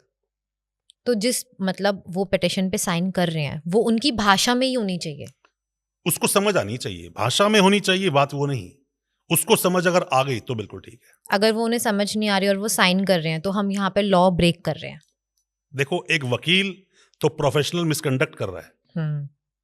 और वो जिसको पता नहीं, देखो अनजाने में की गई गलती गलती नहीं होती। हम्म। उसको पता ही नहीं है ना, उसको इतना पता हो तो आपके पास आएगा वो। जी। ये वकील जो होता है ना, एक तरह से मेंटोर होता है। अच्छा वकील, अच्छा डॉक्टर मिलना किस्मत की बात है। हम्म। अच्छा वकील ये नहीं कितना अच्छा कोर्ट में बोलेगा, अच्छा वकील वो कितने अच्छे से आपकी बात को कोर्ट में रखेगा और अपने क्लाइंट को साथ लेके चलेगा। हम्म। क्लाइंट लोग जो आते हैं ना, देखो मैं ये बोलता हूँ कि बड़ी मुश्किलों से पैसे का अरेंजमेंट करते हैं। एक बात आपको बोलना चाहूंगा कि किसी भी सभ्यता, किसी भी देश, कहीं पर भी न्याय, स्वास्थ्य और शिक्षा, ये 3 चीजें मेन मानता हूं मैं, जो फ्री होनी चाहिए। एब्सोल्युटली फ्री नहीं, फ्री कुछ इस तरह से मिलती है अपने देश में जैसे भीख दी जा रही हो। कैसे? सरकारी स्कूल की बात करें तो कोई भी जो अच्छा पैसा कमा लिया इंसान ने, अपने बच्चे को सरकारी स्कूल पढ़ने भेजना नहीं चाहता। अपना ट्रीटमेंट वो किसी गवर्नमेंट हॉस्पिटल कराना नहीं चाहता। राइट। अपना केस सरकारी वकील से लड़वाना नहीं चाहता। हम्म। जब फैसिलिटी मिल रही है तो यूज करो, पर वो यूज क्यों नहीं करते, वो जानते हैं उस क्वालिटी को। जी। अब बात क्या होती है, लोग बोलते हैं अरे नहीं नहीं ऐसा नहीं होता, इतने बड़े बड़े जितने भी पॉलिटिशियंस से देखो ना यहाँ पे आके इलाज करवाते हैं गवर्नमेंट हॉस्पिटल में। अरे भाई, सच से वो दूर हो आप। उनको जो ट्रीटमेंट मिलते हैं ना, और जिनको जो हॉस्पिटैलिटी मिलती है, उसका शायद 10% भी उस गरीब इंसान को नहीं मिलता जिसको स्ट्रेचर तक नहीं मिलती। हम्म। तो ये ना बहुत एक सोचने का विषय है इस चीज के लिए, जी। कि ये ना होना चाहिए, अच्छी क्वालिटी का होना चाहिए। एक आदमी जाता है, अब वो पैसे तो है नहीं उसके पास लड़ने के लिए, बहुत सारे लोग कॉल करते हैं, उसके पास पैसा तो है नहीं, सर मुझे पर केस भी अच्छे वकील से लड़वाना है। अपने देश का कानून ये बोलता है कि आप जो भी चाहो अपने मन पसंद कोई भी वकील खड़ा कर सकते हो। अब जैसे एक सवाल लोगों के दिल में आता है कि भाई मान लो एक दूर दराज किसी भी जगह पर एक केस को लड़ने के लिए दिल्ली से बड़ा वकील चला जाए, तो अब जज ये पहले सोचिए कि अरे भाई इस पे तो बहुत पैसा होगा, अपराध किया होगा इसने, इतना बड़ा वकील मंगाया है। हम्म। या वो पहले ये सोचेगा नहीं नहीं पहले केस को सुनूं, अरे ये राइट तो उसको उसके देश के कानून ने दिया है। जी।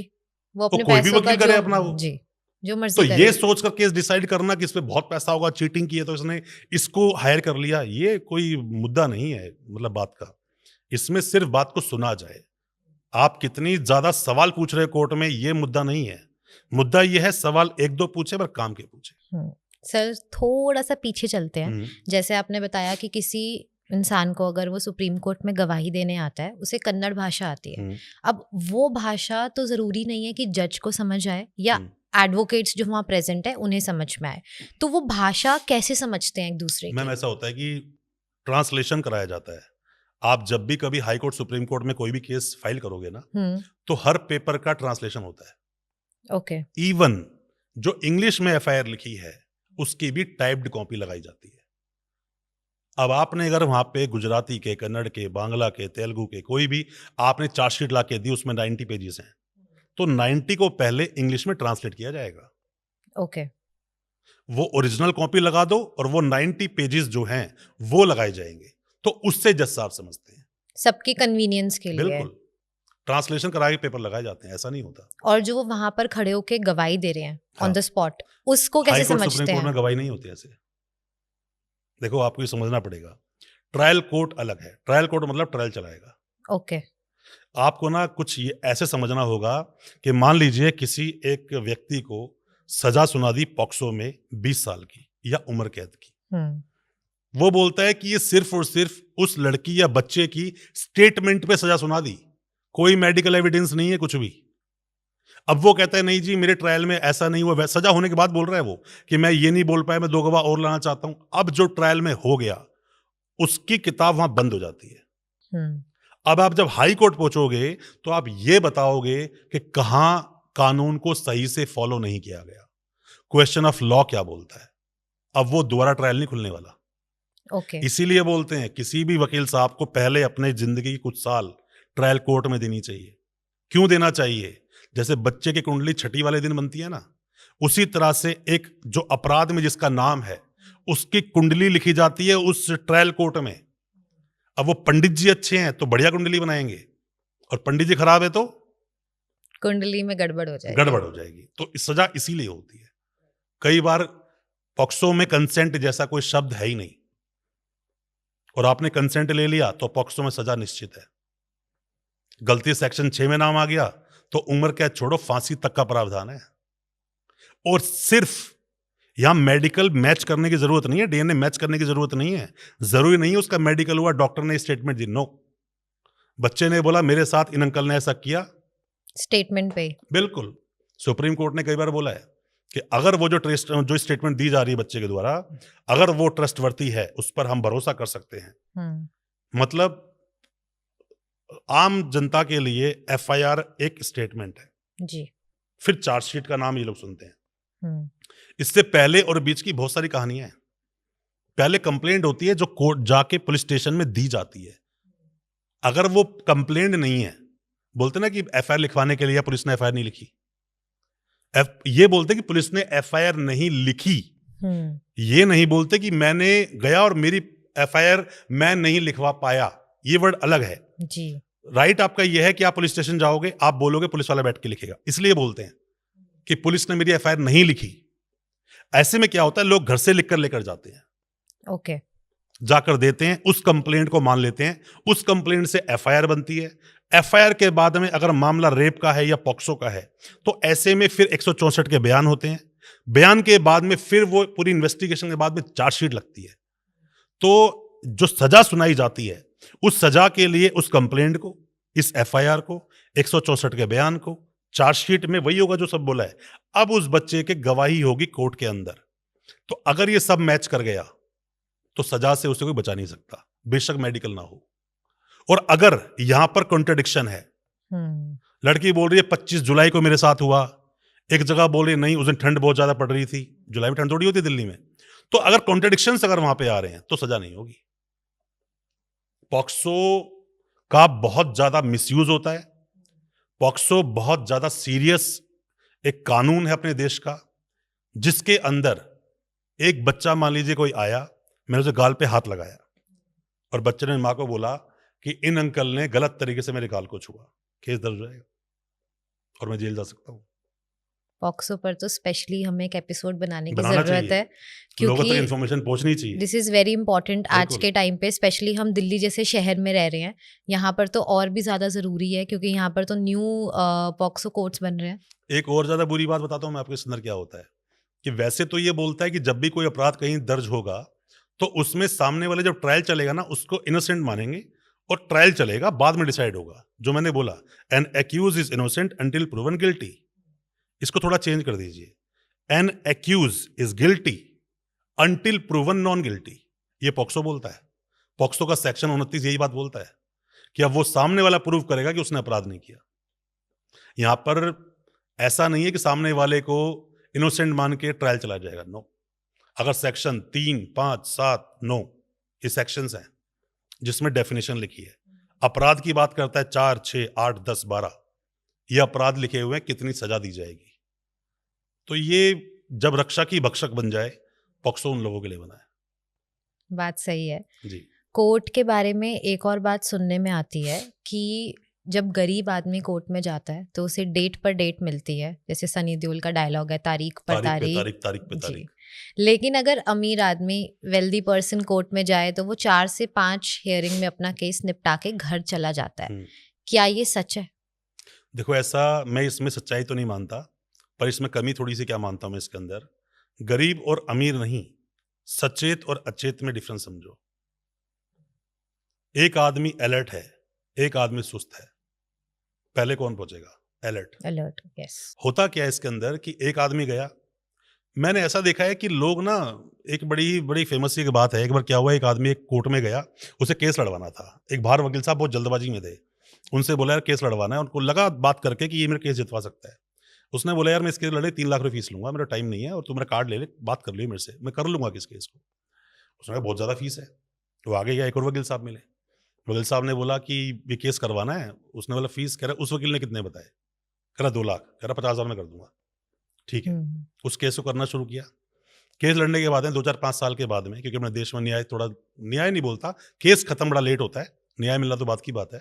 तो इसमें जब केस लड़ा तो उस इंसान को सजा हो गई, और गलती से वही वकील साहब जिससे पहले बात की वो कोर्ट में खड़े थे। तो जब सजा सुनाई गई तो उसने बोला कोर्ट में कि मैंने 2.5 लाख बचाने के चक्कर में 10 साल की सजा खरीद ली।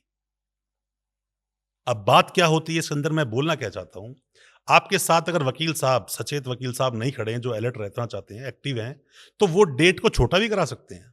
एक डेट उठाकर डाल दिया अक्टूबर की, ठीक है आप 13 फरवरी का आ जाओ, 26 मार्च को आ जाओ। वहीं वकील साहब बोलते हैं अरे नहीं साहब, ये ऑलरेडी केस 1.5 साल से पेंडिंग चलता हुआ आ रहा है, इस केस में एक भी विटनेस नहीं हुआ, इवन चार्जेस फ्रेम नहीं हुए, कितना लंबा इस केस को लेकर जाओगे आप? हम्म। तो जज साहब सुन कहते हैं ठीक है अक्टूबर नवंबर में आ जाना, डेट छोटी होगी ना, बोलने वाला चाहिए ना। बिना रोए तो बच्चे को दूध नहीं मिलता, आप वहां डेट की बात करते हो। फिर भी नहीं होती तो डे टू डे हियरिंग की एक एप्लीकेशन लगा दो आप, डिसमिस होगी ना। जी। पॉक्सो एक्ट बोलता है कि जब भी किसी का भी केस शुरू होगा within 30 days from the date of cognizance, बच्चे की गवाही करवा लो। क्या गवाही होती है? 1-1.5 साल तक नहीं होती है। फिर बोलता है कि 1 साल में केस खत्म कर दो। 1 साल में केस खत्म होते हैं? ना। नहीं होते हैं। हो सकते हैं अगर यही आप एप्लीकेशन कोर्ट में लगा दो कि भाई कानून तो ये बोलता है, किसी इंसान को बोला justice delayed is justice denied. Yes. आपके साथ कोई गलत हुआ, आप केस लड़ने पहुंच गए, शादी वादी हो गई, कहीं से कहां आप पहुंच गए, आज भी वो केस चल रहा है, तो किस बात का वो न्याय मिलेगा आपको? तो बात सिर्फ ये है कि आपके साथ जो वकील साहब है या फिर आप खुद अलर्ट रहो, कोर्ट में बोलो अपनी बात को, जज साहब सुनेंगे। मुद्दे की बात करोगे जज साहब सुनेंगे, फालतू बात करके बाहर खड़ा कर देंगे। आपने जैसे डिले की बात की, हम्म, ऑब्वियसली हमारे देश की जनसंख्या बहुत ज़्यादा है, हम्म, तो केसेस भी बहुत ज़्यादा है। हम्म। तो जो जज होते हैं वो एक दिन में ऑन एन एवरेज कितने केसेस की हियरिंग करते हैं? देखो जजेस डिपेंड करता है कि वो जज किस केस को हैंडल कर रहे हैं। आप डोमेस्टिक वायलेंस के जो ये फैमिली कोर्ट्स होते हैं वहां जाओ, फटाफट फटाफट केस चल रहे होते हैं, बहुत जल्दी जल्दी, और बहुत सारे केस लगे होते हैं, 50 60 70 100 कितने भी लग सकते हैं एक दिन के? एक दिन के। कई जगह 200 300 केस तक देखे, मैं नोएडा में कई बार गया, 200 केस लगे होते हैं। तो क्या होगा उन केस का? गलती से 2 गवाही शुरू हो जाए और ठीक वकील क्रॉस करे, 1 घंटा लगता है। तो 1 घंटे में अगर क्रॉस होगा और मान लीजिए 20 की गवाही लगी है तो पॉसिबल ही नहीं है। जी।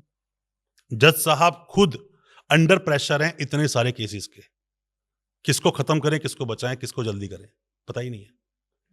केसेस का बर्डन है और आने वाले कई सौ साल तक खत्म नहीं होने वाला। और सुनो, अपने देश का दुर्भाग्य, देश का दुर्भाग्य क्या है, पॉक्सो जैसे जो कानून है ना, मेरा मानना है किसी भी सभ्यता में, किसी भी देश में, किसी भी राज्य में, किसी भी जगह पर ऐसे अपराध नहीं होने चाहिए जो बच्चों के साथ गलत हो। अरे नहीं होना दूर की बात है, नए नए कोर्ट बनते जा रहे हैं, नए नए कोर्ट बन रहे हैं, इसका मतलब क्लियर है कि crime day by day increase बढ़ हो रहा रहा है। है। कुछ तो बढ़ रहा है, कुछ झूठे केस चल रहे हैं। छोटी छोटी बात, तो डोमेस्टिक वायलेंस हो गया, लड़के लड़की बीच में झगड़ा हो गया, वो बच्ची फादर के साथ में है, लड़की के फादर पे बच्चे से केस लगवा दिया पॉक्सो। एक बाप अपनी बेटी को रोकता है कि रात को लेट क्यों आती है बेटा, गली में नहीं खेलना चाहिए, बाहर नहीं जाना चाहिए, लड़की की उम्र है 15-16 साल, अब बाप पे केस ठोक दिया उसने। मिसयूज ज्यादा हो रहा है। मिसयूज बिल्कुल हो रहा है, और इसके अंदर शुरू में तो कर देते हैं और फिर इसका रिजल्ट नहीं जानते क्या होता है, लोगों की बेल तक नहीं होती। तो केस का बर्डन बहुत ज्यादा है, एक एक कोर्ट में बहुत बहुत सारे केस है। पॉक्सो कोर्ट में जाओ 6 केस 7 केस 8 केस खत्म, और इतने सारे केसेस हैं पर लगे कितने 5-7। क्यों? जज साहब को उठना है 11 साढ़े 11 बजे, नीचे जाना है, बच्चे गवाही करवानी है।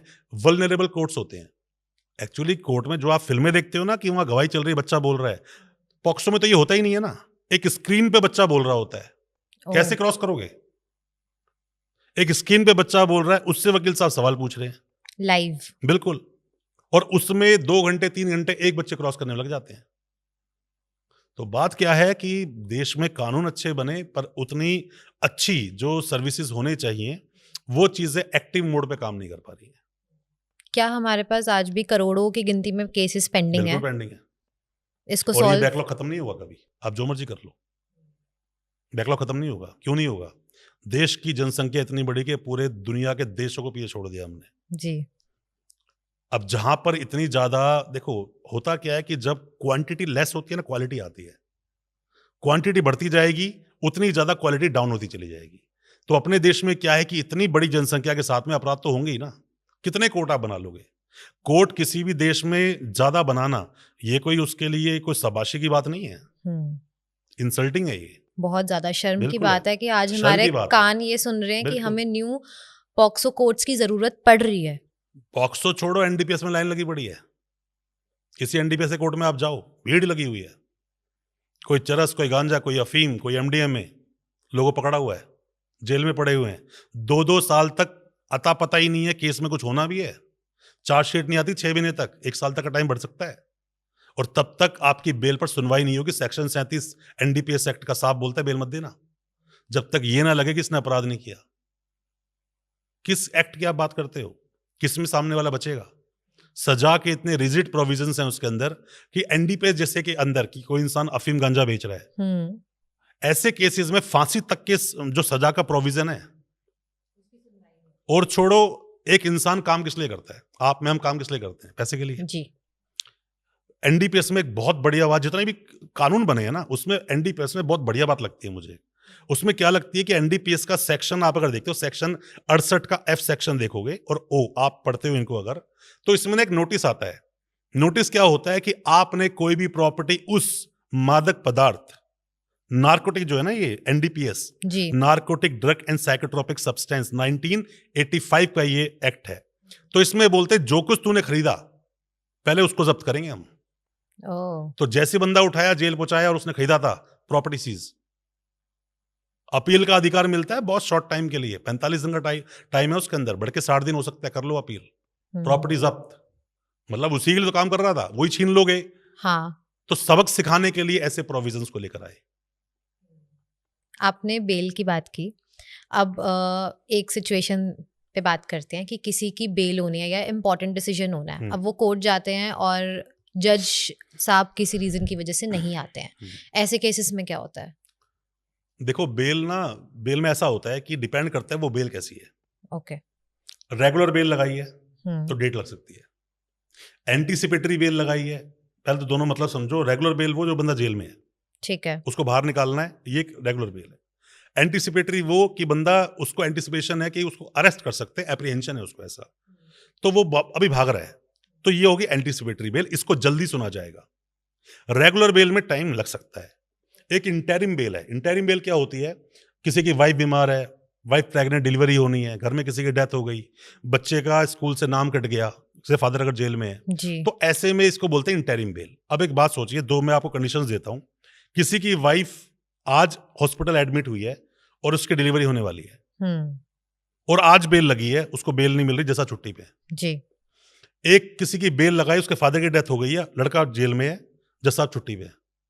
एक और आप कंडीशन ले लो, उसमें कुछ भी एक मिसहैपनिंग हो गई साथ में उसके, और बड़ी अर्जेंट है, बहुत अर्जेंसी है कि कुछ घंटों में बाहर आना चाहिए, जज साहब छुट्टी पर है। अब क्या होगा उसके साथ में? क्या डेट लगेगी? नहीं, फैसला तो उसी दिन होना चाहिए। बिल्कुल होना चाहिए, पर डेट लग जाती है। ये नहीं होना चाहिए। हम्म, पर आप जब एक जज साहब के पास गए और जज साहब छुट्टी पर हैं, तो लिंक कोर्ट भी तो बैठा है। हर एक जज के साथ में लिंक कोर्ट होता है, तो वही बेल आपकी लिंक कोर्ट चली जाएगी, बेल की सुनवाई होगी, और उसी दिन उसको डिसाइड भी किया जाएगा अगर वो अर्जेंट है। ओके। और ज्यादा मामला सीरियस बन जाए, डीजे के पास पहुंच जाएगी वो, डिस्ट्रिक्ट जज के पास। पर आप उसके अंदर भी वही बात कि जब तक बच्चा नहीं रोएगा दूध नहीं मिलेगा उसे। थोड़े तो एफर्ट लगाने पड़ेंगे ना। जब तक अवेयरनेस नहीं होगी तब तक हम जाएंगे ही नहीं। देखो, अवेयरनेस तो बहुत अवेयरनेस, जरूरी है। अब जी, जरूरी तो ये नहीं है कि हर एक दर्द का या हर एक चीज का एक ही दवाई पैरासीटामोल की जो खिला दो, तो ऐसा तो नहीं हो सकता ना। हर चीज दवाई अलग होती है, जी, और कैसे कोर्ट में प्रेजेंट करना है वो भी अलग होता है। अपने दिल्ली में तो बड़ा इजी है, वीसी पे कुछ भी काम हो जाता है। वीडियो कॉन्फ्रेंस ज्वाइन कर लो ना आप, अगर आ नहीं सकते तो। जी।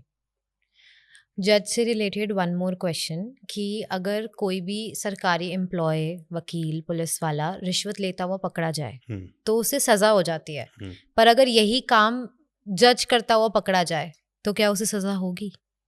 देखो, जज रिश्वत लेता हुआ पकड़ा जाए, हाई कोर्ट सुप्रीम कोर्ट की बात करते हो तो वहां पर उनको रेमेडीज मिली हुई हैं।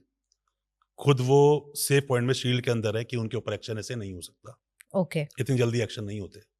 पर अगर ये बात नीचे आए, आपने सुना होगा कि एक डिस्ट्रिक्ट में मतलब कोई भी ये जज था, रिश्वत ली, उसको सस्पेंड कर दिया, अब वो काम पर नहीं है। तो ये उनके पास वो शील्ड नहीं है।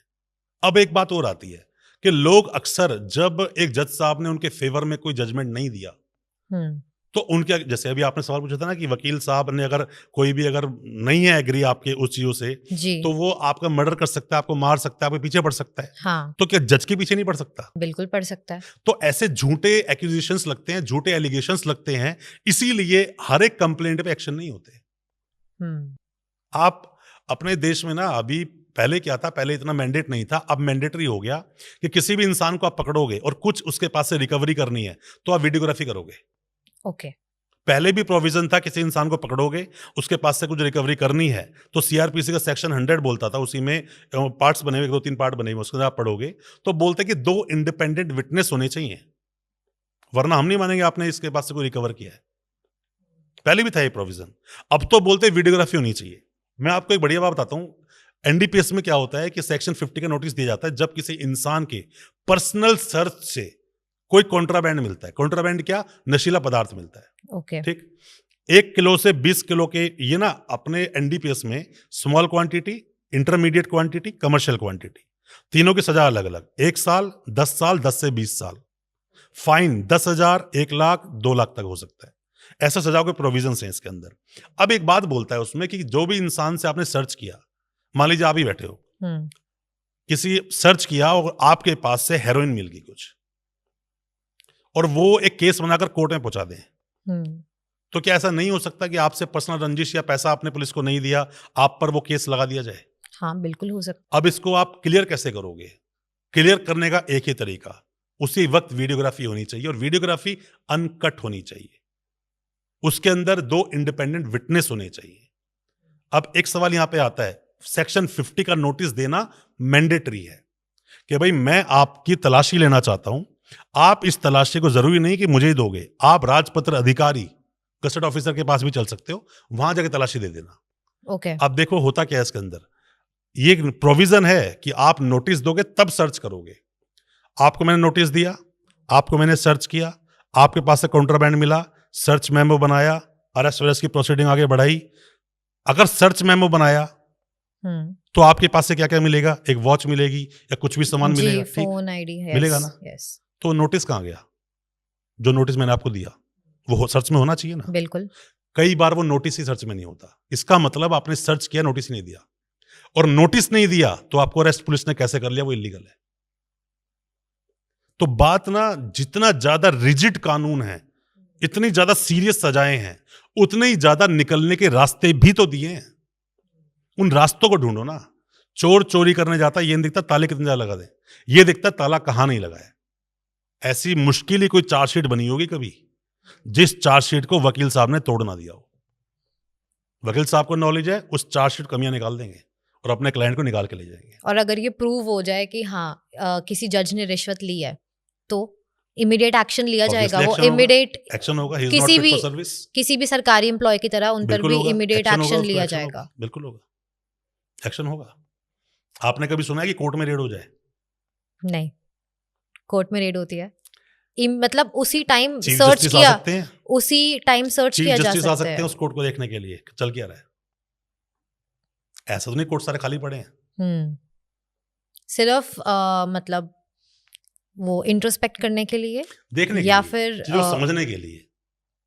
देखो ऐसा होता है कि अपने देश का बड़ा सिंपल है, इस डेमोक्रेसी में बात क्या होती है कि एक के ऊपर एक बैठा है। कोई एक बोले मैं सर्वे सर्वा हूं, सब कुछ कर दूंगा, नहीं, उसके ऊपर भी एक बैठा है। डेमोक्रेसी ऐसे ही काम करती है, राइट। ये कोई मोनोपोली नहीं है किसी की। थाना मेरे बाप का है, थाना किसी के बाप का नहीं है, सरकारी प्रॉपर्टी है, और तुम सरकारी मुलाजिम हो, तुम सरकारी मुलाजिम पर भी एक्शन हो सकता है। गलत करोगे बचेगा कोई नहीं। सर आगे बढ़ते हैं।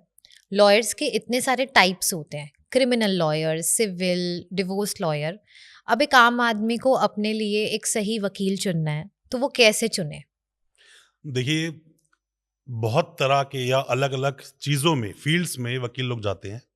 हमारे डिग्री पर या लाइसेंस पे ऐसा कुछ नहीं लिखा होता कि हम किस तरह के वकील हैं, तो आप इसका पता नहीं लगा सकते कि वो जो वकील साहब है वो एक्सपर्ट किस चीज़ में है। हमने काला कोट पहना और हमें डिग्री मिली, हम एडवोकेट बने, तो लॉयर और एडवोकेट अलग चीज़ है। एडवोकेट बनने के बाद हम प्रैक्टिस कर सकते हैं। अब प्रैक्टिस मेरी किस फील्ड में ज़्यादा है, तो ऑब्वियसली बात है मैं उसका एक्सपर्ट हो जाऊँगा।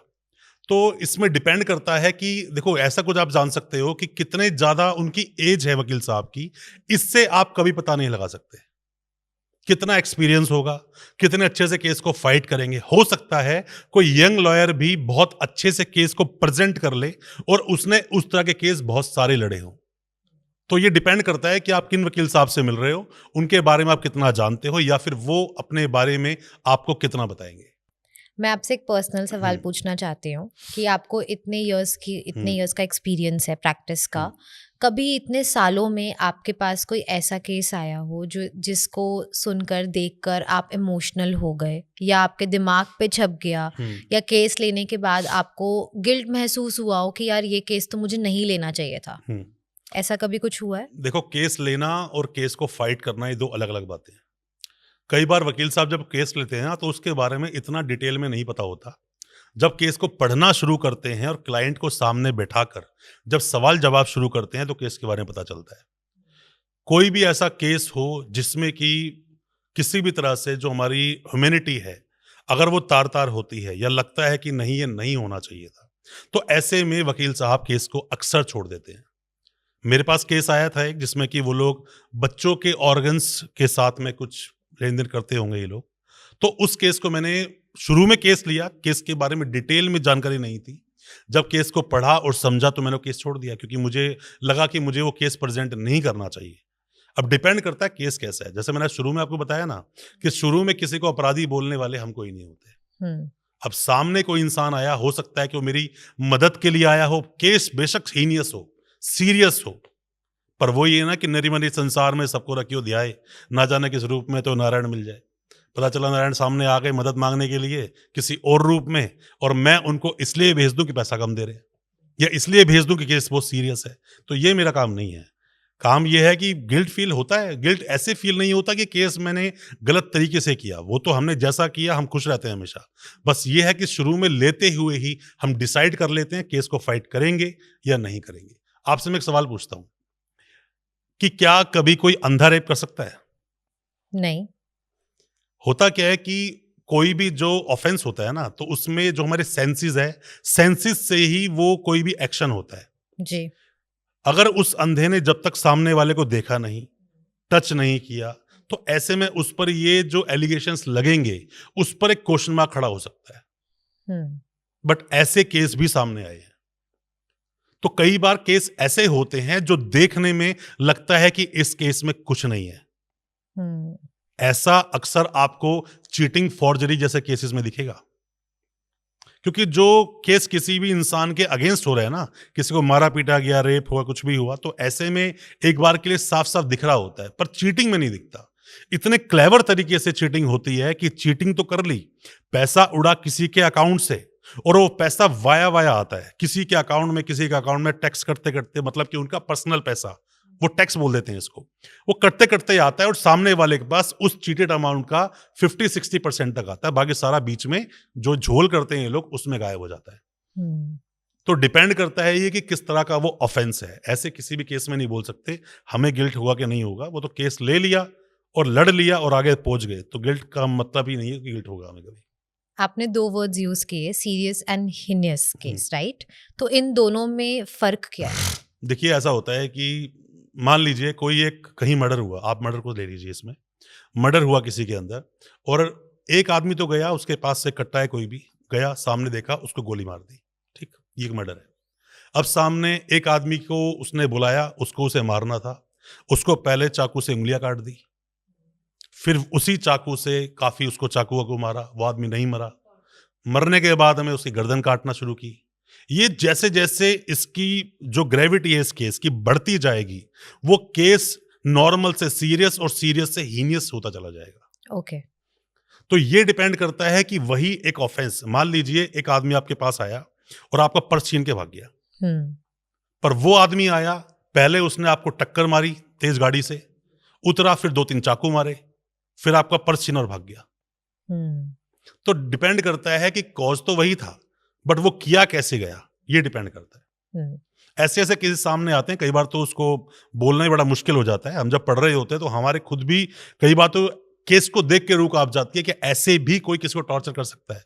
बट वो केस आते हैं क्योंकि उसमें लकूनाज इतने सारे होते हैं। लकूनाज कहाँ से आते हैं? चार्जशीट से। जो पुलिस ने वो चार्जशीट बनाई होती है, सही से इन्वेस्टिगेशन की नहीं होती, वहीं से वो लोगों को निकलने का रास्ता मिल जाता है, जो मतलब जिसके ऊपर वो एक्यूजेशंस हुए, जिसके ऊपर वो एलिगेशंस लगे। और आज भी ऐसे क्रिमिनल्स हमारे समाज में फ्रीली घूम रहे हैं, देखो, फ्रीली घूम रहे हैं क्या? वो नए पैदा भी हो रहे हैं every day every every day. Second. अब होता क्या है, किसी ने भी जाकर, किसी की एज को 15 साल का कोई लड़का है, जाके उसने किसी गोली मार दी, बंदा मर गया, उसको अरेस्ट कर लिया, जुवेनाइल में गया, बेल हो गई। जी। उसको जेल में रहना चाहिए था। क्या उसको समझ नहीं है किसको मारने जा रहा है? जिसको मारा उसकी तो जान चली गई ना। हम्म। इतना ज्यादा चीटिंग के आजकल जो क्राइम चलते हैं, सारे चीटिंग फॉर्जरी होती है। जी। क्या ये बिना सोचे समझे अपराध हो सकते हैं? नहीं। देखो, होता क्या है कि मान लीजिए किसी भी एक अपराध में, जब मतलब कोई भी अपराध कहीं पर हुआ, किसी को मारने के लिए गए, 307 का अपराध है मान लीजिए, 109 बीएनएस का अपराध होता है, किसी को मारने के लिए गए, वहां पर एक आदमी गया तो अलग बात, 2 3 4 5 हो गए तो वहां पर एक सेक्शन होता है 34 जो अपना आईपीसी का सेक्शन है। इन सेक्शंस को समझना बहुत जरूरी है। जब कॉमन इंटेंशन है, किसी को मारने वारने जाने के लिए कॉमन इंटेंशन में कोई अपराध हो रहा है, तो सेक्शन 34 आता है। जब प्लानिंग होती है किसी को चीट करने की, फॉर्ज करने की, यहां पर 120 बी सेक्शन आता है। इसी को आप पॉक्सो में ले जाओ कि किसी लड़की के साथ में, कुछ बच्चे के साथ में गलत हुआ, उसकी इंफॉर्मेशन सामने वाले को थी, बट उसने उसको होने से रोका नहीं, उल्टा उसको सपोर्ट किया, तो यहां सेक्शन 17 अबेटमेंट में लग जाता है। इसी को आप एनडीपीएस में चले जाओ, सेक्शन 29 आ जाता है, कॉन्स्पिरेसी। तो जब भी कोई भी मामला जिसमें के अंदर की 2 या 2 से ज्यादा अपराधी आ जाते हैं, तो उसमें अबेटमेंट, कॉन्स्पिरेसी या फिर कोई भी क्रिमिनल इंटेंशन जो होती है, कॉमन इंटेंशन, ये सब चीजें आ जाती हैं, तो सेक्शन को और सीरियस बना देती हैं, और उसको भी वही अब सजा मिलेगी जो पहले वाले को मिलेगी। तो डिपेंड करता है केस टू केस। सभी केसेस को हम ऐसे एक लाइन में इलेबोरेट नहीं कर सकते। अच्छा, एक इसी से रिलेटेड सिचुएशन कि एक मर्डर केस हुआ, उसमें 4 या 5 लोगों का नाम है, तो क्या सबको सेम सजा होगी? देखो, अगर ये दिख गया कि मर्डर करने में सबकी कॉमन इंटेंशन है, तो सबको सेम सजा हो सकती है, क्योंकि 2 ही सजाएं यहां पर, या उम्र कैद या फांसी। पर ऐसा भी हो सकता है कि किसी इंसान की वहां पर दिख तो रहा है कि इन्वॉल्वमेंट है, पर वो इन्वॉल्वमेंट प्रूव नहीं हो रही है, तो बरी भी हो सकता है वो। ऐसा बिल्कुल हो सकता है, 5 लोगों के नाम है, 2 बरी हो गए, 3 को सजा हो गई, 3 में से 1 को फांसी हुई, 2 को उम्र कैद हुई, बिल्कुल हो सकता है। और ऐसा भी हो डिपेंड। सकता है कि मर्डर मेनली एक ने किया, बट बाकी 4 तो बस वहां प्रेजेंट थे या आसपास थे, या कुछ छोटा मोटा उनका इन्वॉल्वमेंट था। देखिए, तो कई बार ना झूठे नाम भी आते हैं, ऐसी बात नहीं है, बहुत बार झूठे नाम आते हैं। पुलिस जब किसी भी केस को दर्ज करती है ना, तो सेक्शन, ये एफआईआर क्या है, एफआईआर में सेक्शन जो लगाए गए वो उस पुलिस वाले की मन के ऊपर थे, कितनी उसको नॉलेज थी और कौन कौन सेक्शन वो लगाते चला गया। देखो, होता क्या है ना कि किसी इंसान को जब जेल भेजते हैं ना, ये बहुत काम की बात समझने वाली चीज होती है, किसी इंसान को जेल क्यों भेजते हैं? क्योंकि उसने कोई क्राइम किया है। यही हर आम इंसान जानता है, पर ये सच नहीं है। उसने अपराध किया, ये कौन प्रूव करेगा? कोर्ट। जी। अभी होता क्या है कि नॉर्मल प्रोसीडिंग क्या होती है, कि एक ना बालचंद बलिया का भी जजमेंट है, और भी बहुत सारे जजमेंट्स में बात आई कि bail is a rule and jail is exception. किसी को जेल में रखना ना ही तो प्यूनिटिव है, ना ही प्रिवेंटेटिव है। होता क्या है कि किसी इंसान को जेल में, मतलब कुछ भी ऑफेंस में नाम आया, उठाकर जेल में डाल दिया, तो सजा ही तो है ये, अपराध तो सिद्ध नहीं हुआ। नहीं।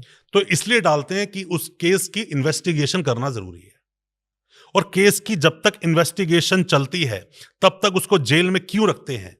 कि अगर पॉक्सो केस है, कहीं वो उस बच्चे को धमका ना दे, डरा ना दे, जान से ना मार दे, या कहीं ऐसा नहीं है किसी दूसरे अपराध में वो देश छोड़ के भाग जाए। जी। ऐसा ना हो कि डॉक्यूमेंट्री एविडेंस का मामला है, उसके अंदर डॉक्यूमेंट में छेड़छाड़ कर दे, गवाहों को इन्फ्लुएंस कर दे। तो इन सब चीजों को रोकने के लिए और उस अपराध को वहीं रोककर इन्वेस्टिगेशन करने के लिए उस इंसान को जेल में रखा जाता है। इसीलिए जैसे ही चार्जशीट कोर्ट में आती है, सामने वाले की बेल हो जाती है। अब चीटिंग फॉर्जरी जैसे मामलों को आप देखोगे इसमें, अब तो खैर चीटिंग बहुत ज्यादा ही अपने देश में, जैसे हाँ, देखो जैसे technology। जैसे देश तरक्की करता है ना, वैसे वैसे नई नई टेक्नोलॉजीज आती हैं। जी। अब जो चैट जीपीटी आ गया, नई नई एआई जो चीजें आ रही हैं, क्या इससे अपराध और नहीं बढ़ेगा? और ज्यादा बढ़ेगा। बिल्कुल बढ़ेगा। तो ऐसे ही चीटिंग में होता है। चीटिंग में क्या होता है, जो पहले के सेक्शंस थे, अगर चीटिंग और फॉर्जरी है, उसमें 420, 467, 468, 471, 120 भी, ये कॉमन सेक्शंस हैं जिसमें 467 लाइफ टाइम इम्प्रिजनमेंट की बात करता है, उम्र कैद की। ओके। उम्र कैद जैसे केसेस को सेशन में चलना चाहिए, पर वो केस चलते हैं मजिस्ट्रेट कोर्ट में। और ये नए सेक्शन बन गए, यही 318 हो गया, 318, 336, 338, 340 और 61, ये नए सेक्शंस हैं। पर इसमें मैं ये क्यों आपको बता रहा हूं कि इसमें होता क्या, कई बार 467 या 438 जो सेक्शन है, ये सिर्फ और सिर्फ एक आईओ ने लगा दिया, जबकि फॉर्जरी हुई ही नहीं है। फॉर्जरी हुई है, वो ये बोलता है कि मुझे इसने ऑनलाइन अपनी स्टेटमेंट में चेंजेस करके भेजे। अगर ऑनलाइन भेजे तो यहां पर आप 468 लगाओ, 7 साल तक की कैद का मामला होता है। तो अगर 7 साल तक का मामला है तो यहां पर अरनेश कुमार का जजमेंट आता है, जहां पर आपको नोटिस देना मैंडेटरी है अगर 7 साल तक का अपराध है पनिशमेंट का। ओके। पर पुलिस नहीं करती फॉलो, पुलिस फॉलो नहीं करती, लोगों को अरेस्ट कर लेते हैं। पॉक्सो में सेक्शन 8, 10, 12 मैक्सिमम पनिशमेंट 7 के अंदर यह भी आता है। क्या पुलिस 41A का नोटिस देती है, जो भी नया 35(3) सेक्शन बन गया, 35 सेक्शन अभी नए कानून के हिसाब से, क्या वो नोटिस मिलता है? नहीं मिलता। और नोटिस भी नहीं मिलता और इसी बात को सही से कोर्ट में प्रेजेंट नहीं किया जाता। जबकि सुप्रीम कोर्ट ने बोला है कि अगर नोटिस नहीं दिया गया तो मजिस्ट्रेट साहब जिनके सामने पेश किया गया और उन्होंने ध्यान नहीं दिया तो ये एक्शन मजिस्ट्रेट साहब के ऊपर भी हो सकता है, पुलिस को छोड़ो। तो ये ना देखो, मैं वही बोल रहा हूं, अपने देश में जितने ज्यादा रिजिड कानून है, जितने ज्यादा सीरियस मामले हैं ना, उतने ही ज्यादा निकलने की रेमेडीज अवेलेबल हैं।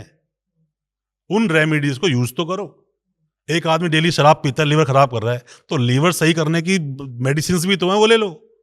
तो सेम बात होती है कि अगर कोई सीरियस चीजें हैं तो आप उसको रिवर्स करके उसकी सही रेमेडी को लेकर निकल सकते हो, बस ले नहीं पाते, उस रास्ते का पता नहीं होता। राइट। बहुत सारे लोग हैं जो कोर्ट जाना चाहते हैं, उनके साथ कुछ गलत हुआ है या वो न्याय पाना चाहते हैं, पर काफी कारणों की वजह से वो अफोर्ड नहीं कर सकते। तो कोई उनके लिए जन सुविधाएं उपलब्ध बिल्कुल है ना। सभी कोर्ट में देखो, जब अगर मान लो कोई इंसान जेल में है और बहुत पुअर फैमिली से बिलोंग करता है, पुअर फैमिली से बिलोंग नहीं भी करता है, पैसा बहुत है पर वो खर्चा करना नहीं चाहता, तो कोर्ट में जैसे आता है जज साहब पूछते हैं आपके वकील साहब का है, वो कहते हैं वकील साहब तो मैंने नहीं किए। वो बोलते हैं आपको सरकारी वकील दे दें, ओके, सरकार के खर्चे पर वकील मिलेगा, आपको दे दें? बोलता है हाँ दे दो, ओके साइन हो गया, खत्म। अब वो सरकारी वकील साहब केस लड़ेंगे, कोई फीस लगती नहीं उसके अंदर, फ्री में है वो। ये तो जेल का पार्ट हो गया। जी। अब मान लो जेल नहीं है, किसी इंसान को पहली बार कोर्ट में बुलाया गया, तो भी जज साहब पूछते हैं वकील साहब का है, आप बोल दो ना कि सरकारी वकील चाहिए मुझे, आपको सरकारी वकील मिल जाएगा, आपका कोई पैसा नहीं लगेगा। और सारा प्रोसीजर वो खुद करते हैं? बिल्कुल करेंगे, अपने आप करेंगे, ड्यूटी है उनकी। जेल जाना, अगर कोई इंसान जेल में है तो जेल में जाना, उसमें जेल जाकर अपनी मीटिंग करना, मीटिंग जाकर फैक्ट को समझना, चीज़ों को समझाना। आजकल तो जेल में भी जब अपने क्लाइंटों से मिलना होता है तो जेल कम जाते हैं वकील लोग, वो वीसी पे ज्वाइन कर लेते हैं। मतलब जेल से वीसी पर हमारी बात हो जाती है क्लाइंट से, हम सब सवाल पूछ लेते हैं, क्या हुआ, कैसे हुआ, कितना इन्वॉल्वमेंट है, कितना नहीं है।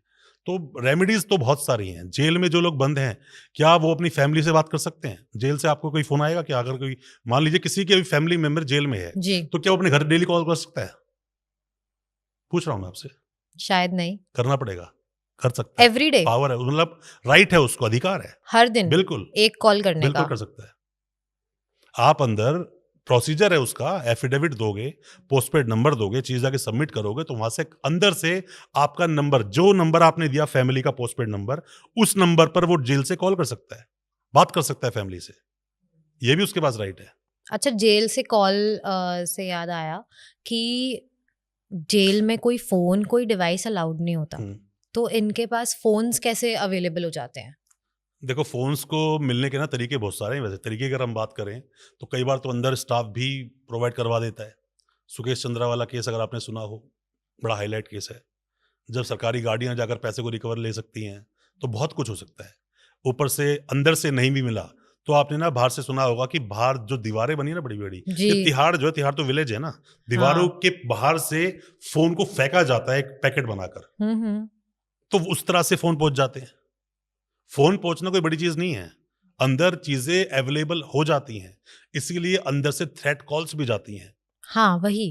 पर यह चीज बहुत ज्यादा एक गंभीर विषय है। ये कुछ इस तरह से मैं आपको समझाना चाहूंगा कि ऐसे किसी इंसान को ऐसी पावर या शक्तियां मिल जाना जिसका दिमाग गलत में ही चलता है, हाँ। अगर उसको पावर मिल जाए ना तो बहुत कुछ बिगाड़ सकता है आपका। हम्म, तो इसीलिए शक्तियां किसके पास है, पावर किसके पास है, ये चीज का पता होना जरूरी है जब इंसान ट्रांसफर कर रहा है।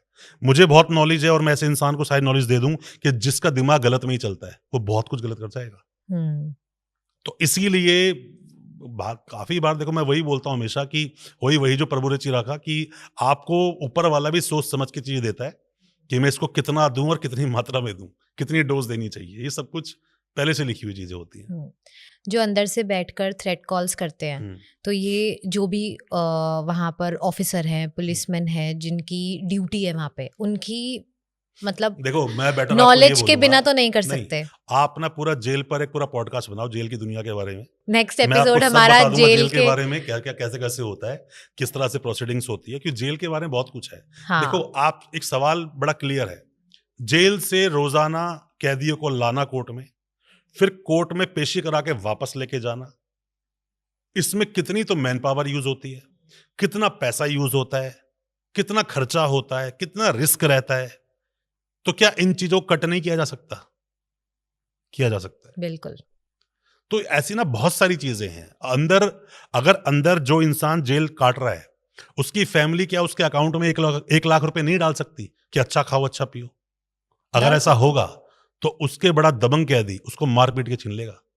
हम्म, इसीलिए जेल में एक लिमिटेड करेंसी और लिमिटेड पैसे की व्यवस्था है कि इतने से ज्यादा पैसे आप ले ही नहीं सकते। तो ऐसे बहुत कुछ सवाल होंगे जो कि अंदर ड्रेस, क्या सब हम्म, व्हाइट ड्रेस पहन के घूमते हैं, अंदर कपड़े कैसे पहनते हैं, खाना कैसा हाँ। मिलता है, अंदर आपने वीडियोस देखते हो कि अंदर बेड पे पड़ा है पैर दबा रहा है एक आदमी, क्या ऐसी दुनिया होती है? तो ये जेल पर बहुत डिटेल्ड वीडियो है, या हम पॉक्सो एक्ट पर बोले बहुत डिटेल वीडियो है, एनडीपीएस एक्ट की डिटेल वीडियो है। किसी भी एक टॉपिक को आप छेड़ोगे ना तो आपके एक पॉडकास्ट 2-2.5 घंटे का बनता है, जी। क्योंकि शॉर्ट में बताना ये इजी, जो मेरी पर्सनल प्रैक्टिस, जो मेरा पर्सनल नॉलेज है, मैं उसके ऊपर आपसे बात कर रहा हूं। तो ये सब चीजों को बताने में वक्त लगता है, चीजें में टाइम लगता है, पर सामने जो आम जनता है उसके दिल के जो सवाल हैं वो सवाल इन चीजों से काफी हद तक उन तक पहुंच जाते हैं। हम्म, सोशल मीडिया पे आप शॉर्टकट मत देखा करो कभी भी। बेल मिलना आपका अधिकार है, अरे अधिकार सब में थोड़ी अधिकार है। पॉक्सो जैसे कानून में आप प्रूव करोगे आपने अपराध नहीं किया तो अधिकार कहां से हो गया? हम्म, एनडीपीएस में आप प्रूव करोगे सेक्शन 37 आपको बेल लेने की परमिशन ही नहीं देता, आप बेल कैसे ले लोगे? अधिकार कहां से हो गया? बोलते हैं कि एंटीसिपेटरी बेल ऐसे ऐसे लगाओ बेल पक्का मिलेगी। अरे पक्का छोड़ो, हम बोलते बोलते थक जाते हैं, डिस्ट्रिक्ट कोर्ट में जजमेंट को नहीं सुनते। सुप्रीम कोर्ट ने गाइडलाइन जजमेंट डिक्लेयर कर दी कि भाई ये गाइडलाइन है, ये जजमेंट है, आप इसके लेफ्ट राइट नहीं मार सकते। हम्म, फिर भी उनको बाईपास करके ऑर्डर सुनाए जाते हैं, लोगों को बेल नहीं मिलती है। तो ये तो एक डिस्क्रिशन पावर है जो सेशंस कोर्ट में बैठे हुए हैं जजेस, तो वो उन पे डिपेंड करता है कि किस केस में बेल देनी किस में नहीं देनी है। हम्म, कई बार वकील साहब ने पिटीशन रेडी की, पिटीशन में ही दम नहीं है, तो और आसान हो जाता है जज साहब को उस बेल एप्लीकेशन को डिसमिस मारना, क्योंकि रिटर्न में तो कुछ है नहीं। जी। अगर आपकी पिटीशन में बहुत दम है, सब चीजें आपने लिखी हैं, बेल डिसमिस मार दी, हाईकोर्ट जाओ उस पिटीशन को भी लगाओ कि मैं ये बातें बोलने गया था, और उन्होंने डिसमिस कर दी। डिसमिस कर दी, जबकि ये फंडामेंटल राइट भी है और सुप्रीम कोर्ट की गाइडलाइन भी है। हम्म, इसको बोलते हैं कंटेम्प्ट ऑफ कोर्ट। तो चीजों को सही तरीके से सही डायरेक्शन में अगर लिया जाए, रिलीफ जरूर मिलता है, सबको मिलता है, अमीर हो गरीब हो, इससे कोई फर्क नहीं पड़ता। जी। अपराधी आगे चलता है, उससे भी तेज जो वो एविडेंस छोड़ता हुआ जा रहा है ना पीछे, पग चिन्ह जो पगमार्क होते हैं उसके पीछे भी चलते हैं। ऐसा मुश्किल ही कोई केस होता है कि कोर्ट में पहुंचे उसको सजा नहीं हो सकती, पर वकील साहब बचा के ले जाते हैं। क्यों? वही कानून की किताब मैंने पढ़ी, वही कानून किताब सामने पीपी साहब ने पढ़ी, वही कानून किताब जज साहब ने पढ़ी, हम तीनों के तीनों उस कानून किताब में बंद हैं। हम्म, अब उस बंद के साथ साथ में मैंने ज्यादा पढ़ा तो मैं ज्यादा बोलूंगा, पीपी साहब ज्यादा पढ़ के हैं ज्यादा बोलेंगे। एक केस में मैं आर्गुमेंट करने गया था, केस में गवाही चल रही है, चार्ज फ्रेम हो गए, गवाही चले, केस आगे बढ़ चुका है, अकाउंट्स अनफ्रीज करवाने थे क्योंकि उनकी बेल हो चुकी थी, चीटिंग काफी बड़ा अमाउंट था, चीटेड ओके। अमाउंट था और फॉर्जरी केस था। मैं आर्गुमेंट कर, पीपी साहब बोलते हैं कि नहीं अभी अकाउंट ओपन नहीं करनी चाहिए, case is on preliminary stage, initial stage पर है, ऐसा बोलते हैं। मैंने बोला पीपी साहब इनिशियल स्टेज कब तक चलेगी? ये खत्म होने तक। इनिशियल स्टेज की एक दायरा होता है, सीमा होती है, कि चार्जेस फ्रेम नहीं हुए, इन्वेस्टिगेशन कंप्लीट नहीं है, गवाही चल रही है। जज साहब ने उनको बोला, अरे भाई साहब कम से कम बोल के सोच के तो बोलो, आप वर्ड क्या बोल रहे हो। तो कई बार क्या होता है कि ऐसे में वकील साहब पकड़ नहीं पाते हैं सामने चीजों को। अब सामने वाला बोलता है, एक आध जैसे बोलता है कि नहीं नहीं सर चीटिंग केस है, पर चीटिंग भी डबल चीटिंग हो गई है, तो इस तरह चीट किया है। अरे डबल चीटिंग नाम का कोई क्या सेक्शन है आईपीसी में, बीएनएस में? नहीं है। चीटिंग इज चीटिंग 420, छोटी की है या बड़ी की है, उससे मतलब नहीं है। यहाँ पे 7 साल तक ऑफेंस है। सेक्शन बदलेंगे, as per the cheating section बदलेंगे। यहाँ पे 409 लग सकता है इसके अंदर। आप अगर सेक्शन बदले, आपके 316 जो अभी नया बीएनएस कानून है वो लग सकता है। तो चीटिंग भी एक तरह की नहीं है, जैसे मारना एक तरह का नहीं है। 323, 326, 304, 307, 302, 304 बी, 304 का 1 और सेकंड पार्ट, बहुत तरह का मारना होता है। चोरी एक तरह की नहीं होती। आपके पास में आया, बैग छीन के ले गया, या फिर उठा के कोई चीज बिना परमिशन ले गया, चोरी हो गया। आपको आया, किसी ने थप्पड़ वप्पड़ मारे, मैंने किसी को, फिर छीना, हम भाई आप 2-3 लोग हमने छीन लिया, आप रॉबरी में कन्वर्ट कर लो। 5 से 5 ज्यादा लोग आ गए, आपको मारा पीटा, सामान उठा के ले गए, डकैती में आ जाएगा। तो चीजें बदलती जाएंगी ऐसे ऐसे करके, क्राइम का नाम क्राइम बदलेगा। अभी आम आदमी को तो बस इतना पता है कि अगर पुलिस वाले ने मुझे मारा और मैंने 112 नंबर पे कॉल की तो पुलिस ही तो आएगी, पुलिस का साथ देगी। अरे पुलिस साथ नहीं दे पाएगी। आपकी जो कंप्लेंट है वो दर्ज हो गई ऊपर, अब उसका स्टेटस मांगो आप। तो हर चीज के पीछे हम जब कोई सवाल दिमाग, मैंने क्या बोला, law is nothing but common sense. आपको लग रहा है गलत है तो गलत है, लड़ाई पूरी करो, पोथियां मत बनाओ। बहुत लोग हैं, एक नहीं 50-50 कंप्लेंट, यहां भी कंप्लेंट, वहां पता नहीं क्या मजा आता है कंप्लेंट डालने में। अरे अब राइट जगह तो करो। आपके चोट लगी है, पैर में पट्टी बांध रहे हो, हाथ में, आप पूरी जिंदगी ठीक नहीं होने वाले। तो ये बहुत सारी चीजें होती हैं, ये लोगों तक या तो अवेयरनेस नहीं है। अब कोई भी नया वकील बन के आता है, किसने भी आज कानून की पढ़ाई की है, तो वो आते ही चाहता है सुप्रीम कोर्ट जाना। हाँ, एक उन्हें लगता है कि एक टैग मिल जाए हाई कोर्ट या सुप्रीम कोर्ट। देखो हर वकील साहब चाहते हैं कि सीधा सुप्रीम कोर्ट पहुंचना है।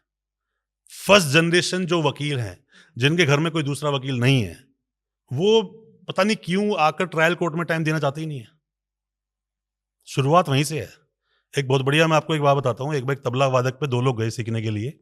तो एक ने बोला कि भाई, दोनों को बोला कितनी फीस लगेगी। तो एक ने बोला कि मैं 6 महीने सीख चुका हूँ, एक कह रहा पहली बार तबला बजाना सीखूंगा। तो उसने कहा कि जिसको बजाना सीखा ही नहीं कभी उसने, आपकी फीस 50,000 और तेरे को आता तेरी फीस 2 लाख। कहता ऐसा क्यों भाई, मेरी तो फीस कम होनी चाहिए। कह रहा नहीं, पहले तेरे दिमाग से वो 6 महीने डिलीट मारने के पैसे लूंगा मैं, तू गलत सीख के आया है। तो उसी तरह से अगर आप सीधा ऊपर चले भी जाओगे तो ट्रायल में क्या चल रहा है पता क्या चलेगा जी। कॉमन जब आप सिली मिस्टेक करते हो कोर्ट में खड़े होकर ना, सिली मिस्टेक, आपने कोई भी आर्ग्यूमेंट कर रहे हो और आपको बेसिक्स नहीं पता, बेसिक स्ट्रांग होने चाहिए, बहुत पॉक्सो में कंसेंट की बात कर रहे हो, सामने वाला मर जाएगा। अभी नया सेक्शन हमारे साथ में जुड़ गया है अभी, क्या फॉल्स प्रॉमिस ऑफ मैरिज जो अलग बन गया, या फिर एम्प्लॉयमेंट के साथ में जो बन गया एक सेक्शन, या 69 की बात कर रहा हूं मैं। तो उसके अंदर आप चले गए और आप डिफेंस ही गलत ले रहे हो, बात नहीं बनेगी। तो उसी तरह से एक इंसान पे 2 या 2 से अपराध हो गए ज्यादा, तो यहाँ पे अपने देश में नया कानून आया ऑर्गेनाइज्ड क्राइम, उसको समझना होगा। आप अगर जेल में हो तो मैं मानता हूं काफी हद तक अपनी गलती से भी हो। पूरा फैक्ट आप वकील साहब को बताते नहीं हो, और वकील साहब भी उन बातों को क्वेश्चन ऑफ लॉ पर लेकर जाते नहीं है। तो ये आपको बस यही बोलना चाहूंगा एट द एंड, कि कोई भी किसी के साथ भी अपराध हो, बड़े शॉर्ट में आपको बात बताऊंगा और अच्छी बात बताऊंगा, समझना इसको। अगर आपके साथ कुछ भी अपराध हुआ, कुछ भी गलत हुआ, जितना जल्दी हो सके पुलिस स्टेशन पहुंच जाओ। और आपसे कुछ भी गलत हुआ, आपको लगता है गलत हो गया, पुलिस पकड़ लेगी, जितना जल्दी हो सके वकील साहब के पास पहुंच जाओ। सही बात है, इनसे ही आप बचोगे। तो यहां पर रेमेडी भी है, उसका सॉल्यूशन भी है, दोनों चीजें यहां पे आ जाती है। वकील साहब की नॉलेज मैटर करती है। Thank you so much sir for coming here and thank you so much आपने अपनी एक्सपर्टीज शेयर करने के लिए। मैं तो आपको वो सब शेयर कर रहा हूँ जो मैंने पर्सनल अपनी लाइफ में फेस किया है, जो मैंने खुद देखा है कोर्ट में जा जाकर। कोर्ट में एक वकील को वकील बनने के लिए किताबों की अच्छी एजुकेशन लेने से ज्यादा जरूरी एक वकील के पास जो एक कोर्ट आया है ना, इसको पहन के कोर्ट में बैठकर सीखने की है। किसी भी कोर्ट में जाकर बैठ जाओ, सुनते रहो प्रोसीडिंग, ये करना नहीं चाहते वकील लोग, करना नहीं चाहते। नए जो वकील है, मैं उनकी बात कर रहा हूँ जी। जो मिलता है, मैं सभी को एक बात बोलता हूँ कि आप सीखना चाहते हो, अगर आपको अच्छे सीनियर नहीं मिल रहे हैं, कोर्ट तो है ना आपके पास। जी। 3 इडियट मूवी बोली है, वो अच्छी बात उसने ये कि पढ़ने के लिए ड्रेस लगती है, स्कूल में एडमिशन नहीं।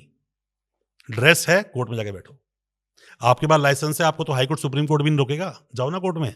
मना किसने किया? हाई कोर्ट जाओ, लाइसेंस दिखाओ, अंदर किसी भी कोर्ट में जाके बैठ जाओ और सीखो। सुप्रीम कोर्ट जाना है, तरीका बता रहा हूं, बाहर जाओ, अपना पास बनो, अंदर चले जाओ, सीखने की चाह सुप्रीम तो कोर्ट में लाओ। बैठ। अरे भाई, आग तो आप खुद ही लाओगे ना। जी जी। जब तक रॉकेट के पीछे आग लगेगी नहीं, उड़ेगा कैसे? हम्म।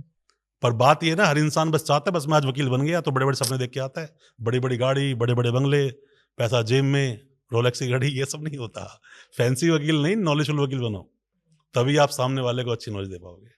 आई होप आज बहुत सारे लोगों के यहाँ पे डाउट्स क्लियर हुए होंगे और फर्स्ट जनरेशन वकीलों को भी शायद कुछ इस पर सीखने अलग के से लिए मिला पॉडकास्ट होगा। जरूर लेके आएंगे, बहुत जल्द। डिटेल में बात यू आर करेंगे। Welcome any time. नहीं, बस मैं तो चाहता हूं कि बस लोगों तक बात पहुंचे, कि लोग मुझे कोर्ट में मिलते हैं, कई लोग जिनको मैं हमेशा बोलता हूं कि आप बस लगे रहो, वकील को लगे रहना चाहिए, कंसिस्टेंसी मैटर्स। यस। आप एक वीडियो कितनी अच्छी बनाकर डाल दो, कंसिस्टेंसी नहीं होगी, चैनल बूस्ट नहीं हो सकता। इसीलिए कोर्ट डेली जाओ। अपराध आपके साथ हुआ, लड़ो तो पूरा लड़ो। लड़ाई में हार जीत से फर्क नहीं पड़ता, लड़ने से फर्क पड़ता है। हार जितना किसने देखा है, बाकी देखा जाएगा। जितने भी नए वकील साहब हैं, कोई लॉ स्टूडेंट है, किसी के साथ भी केस हुआ है या फैमिली मेंबर परेशान है उससे, मैं उन सभी को एक बात बोलूंगा कि आपको जो अपने रास्ते बनाते लड़ना शुरू करते हो ना, उसको लड़ते चले जाओ। बोलते हैं, देह शिवा बर मोह ये शुभकर्मन से कबहू न डरूं, न डरूं अरि हो तब जाए लड़ूं, निश्चय कर अपनी जीत करूं। आप लड़ना शुरू करो, ऊपर जो बैठी है शक्ति, वो खुद आके आपकी मदद करेगी। इतनी शिद्दत से काम करो कि खुद ही लोग आपकी मदद करना शुरू कर दें। हार नहीं मानना चाहिए, हारते वो हैं जो लड़ना नहीं जानते। सही बात है। मैं उम्मीद करती हूँ कि आज के एपिसोड से बहुत सारे लोगों के सवाल क्लियर होंगे और हमारी ये कोशिश आगे भी जारी रहेगी। Thank you for watching.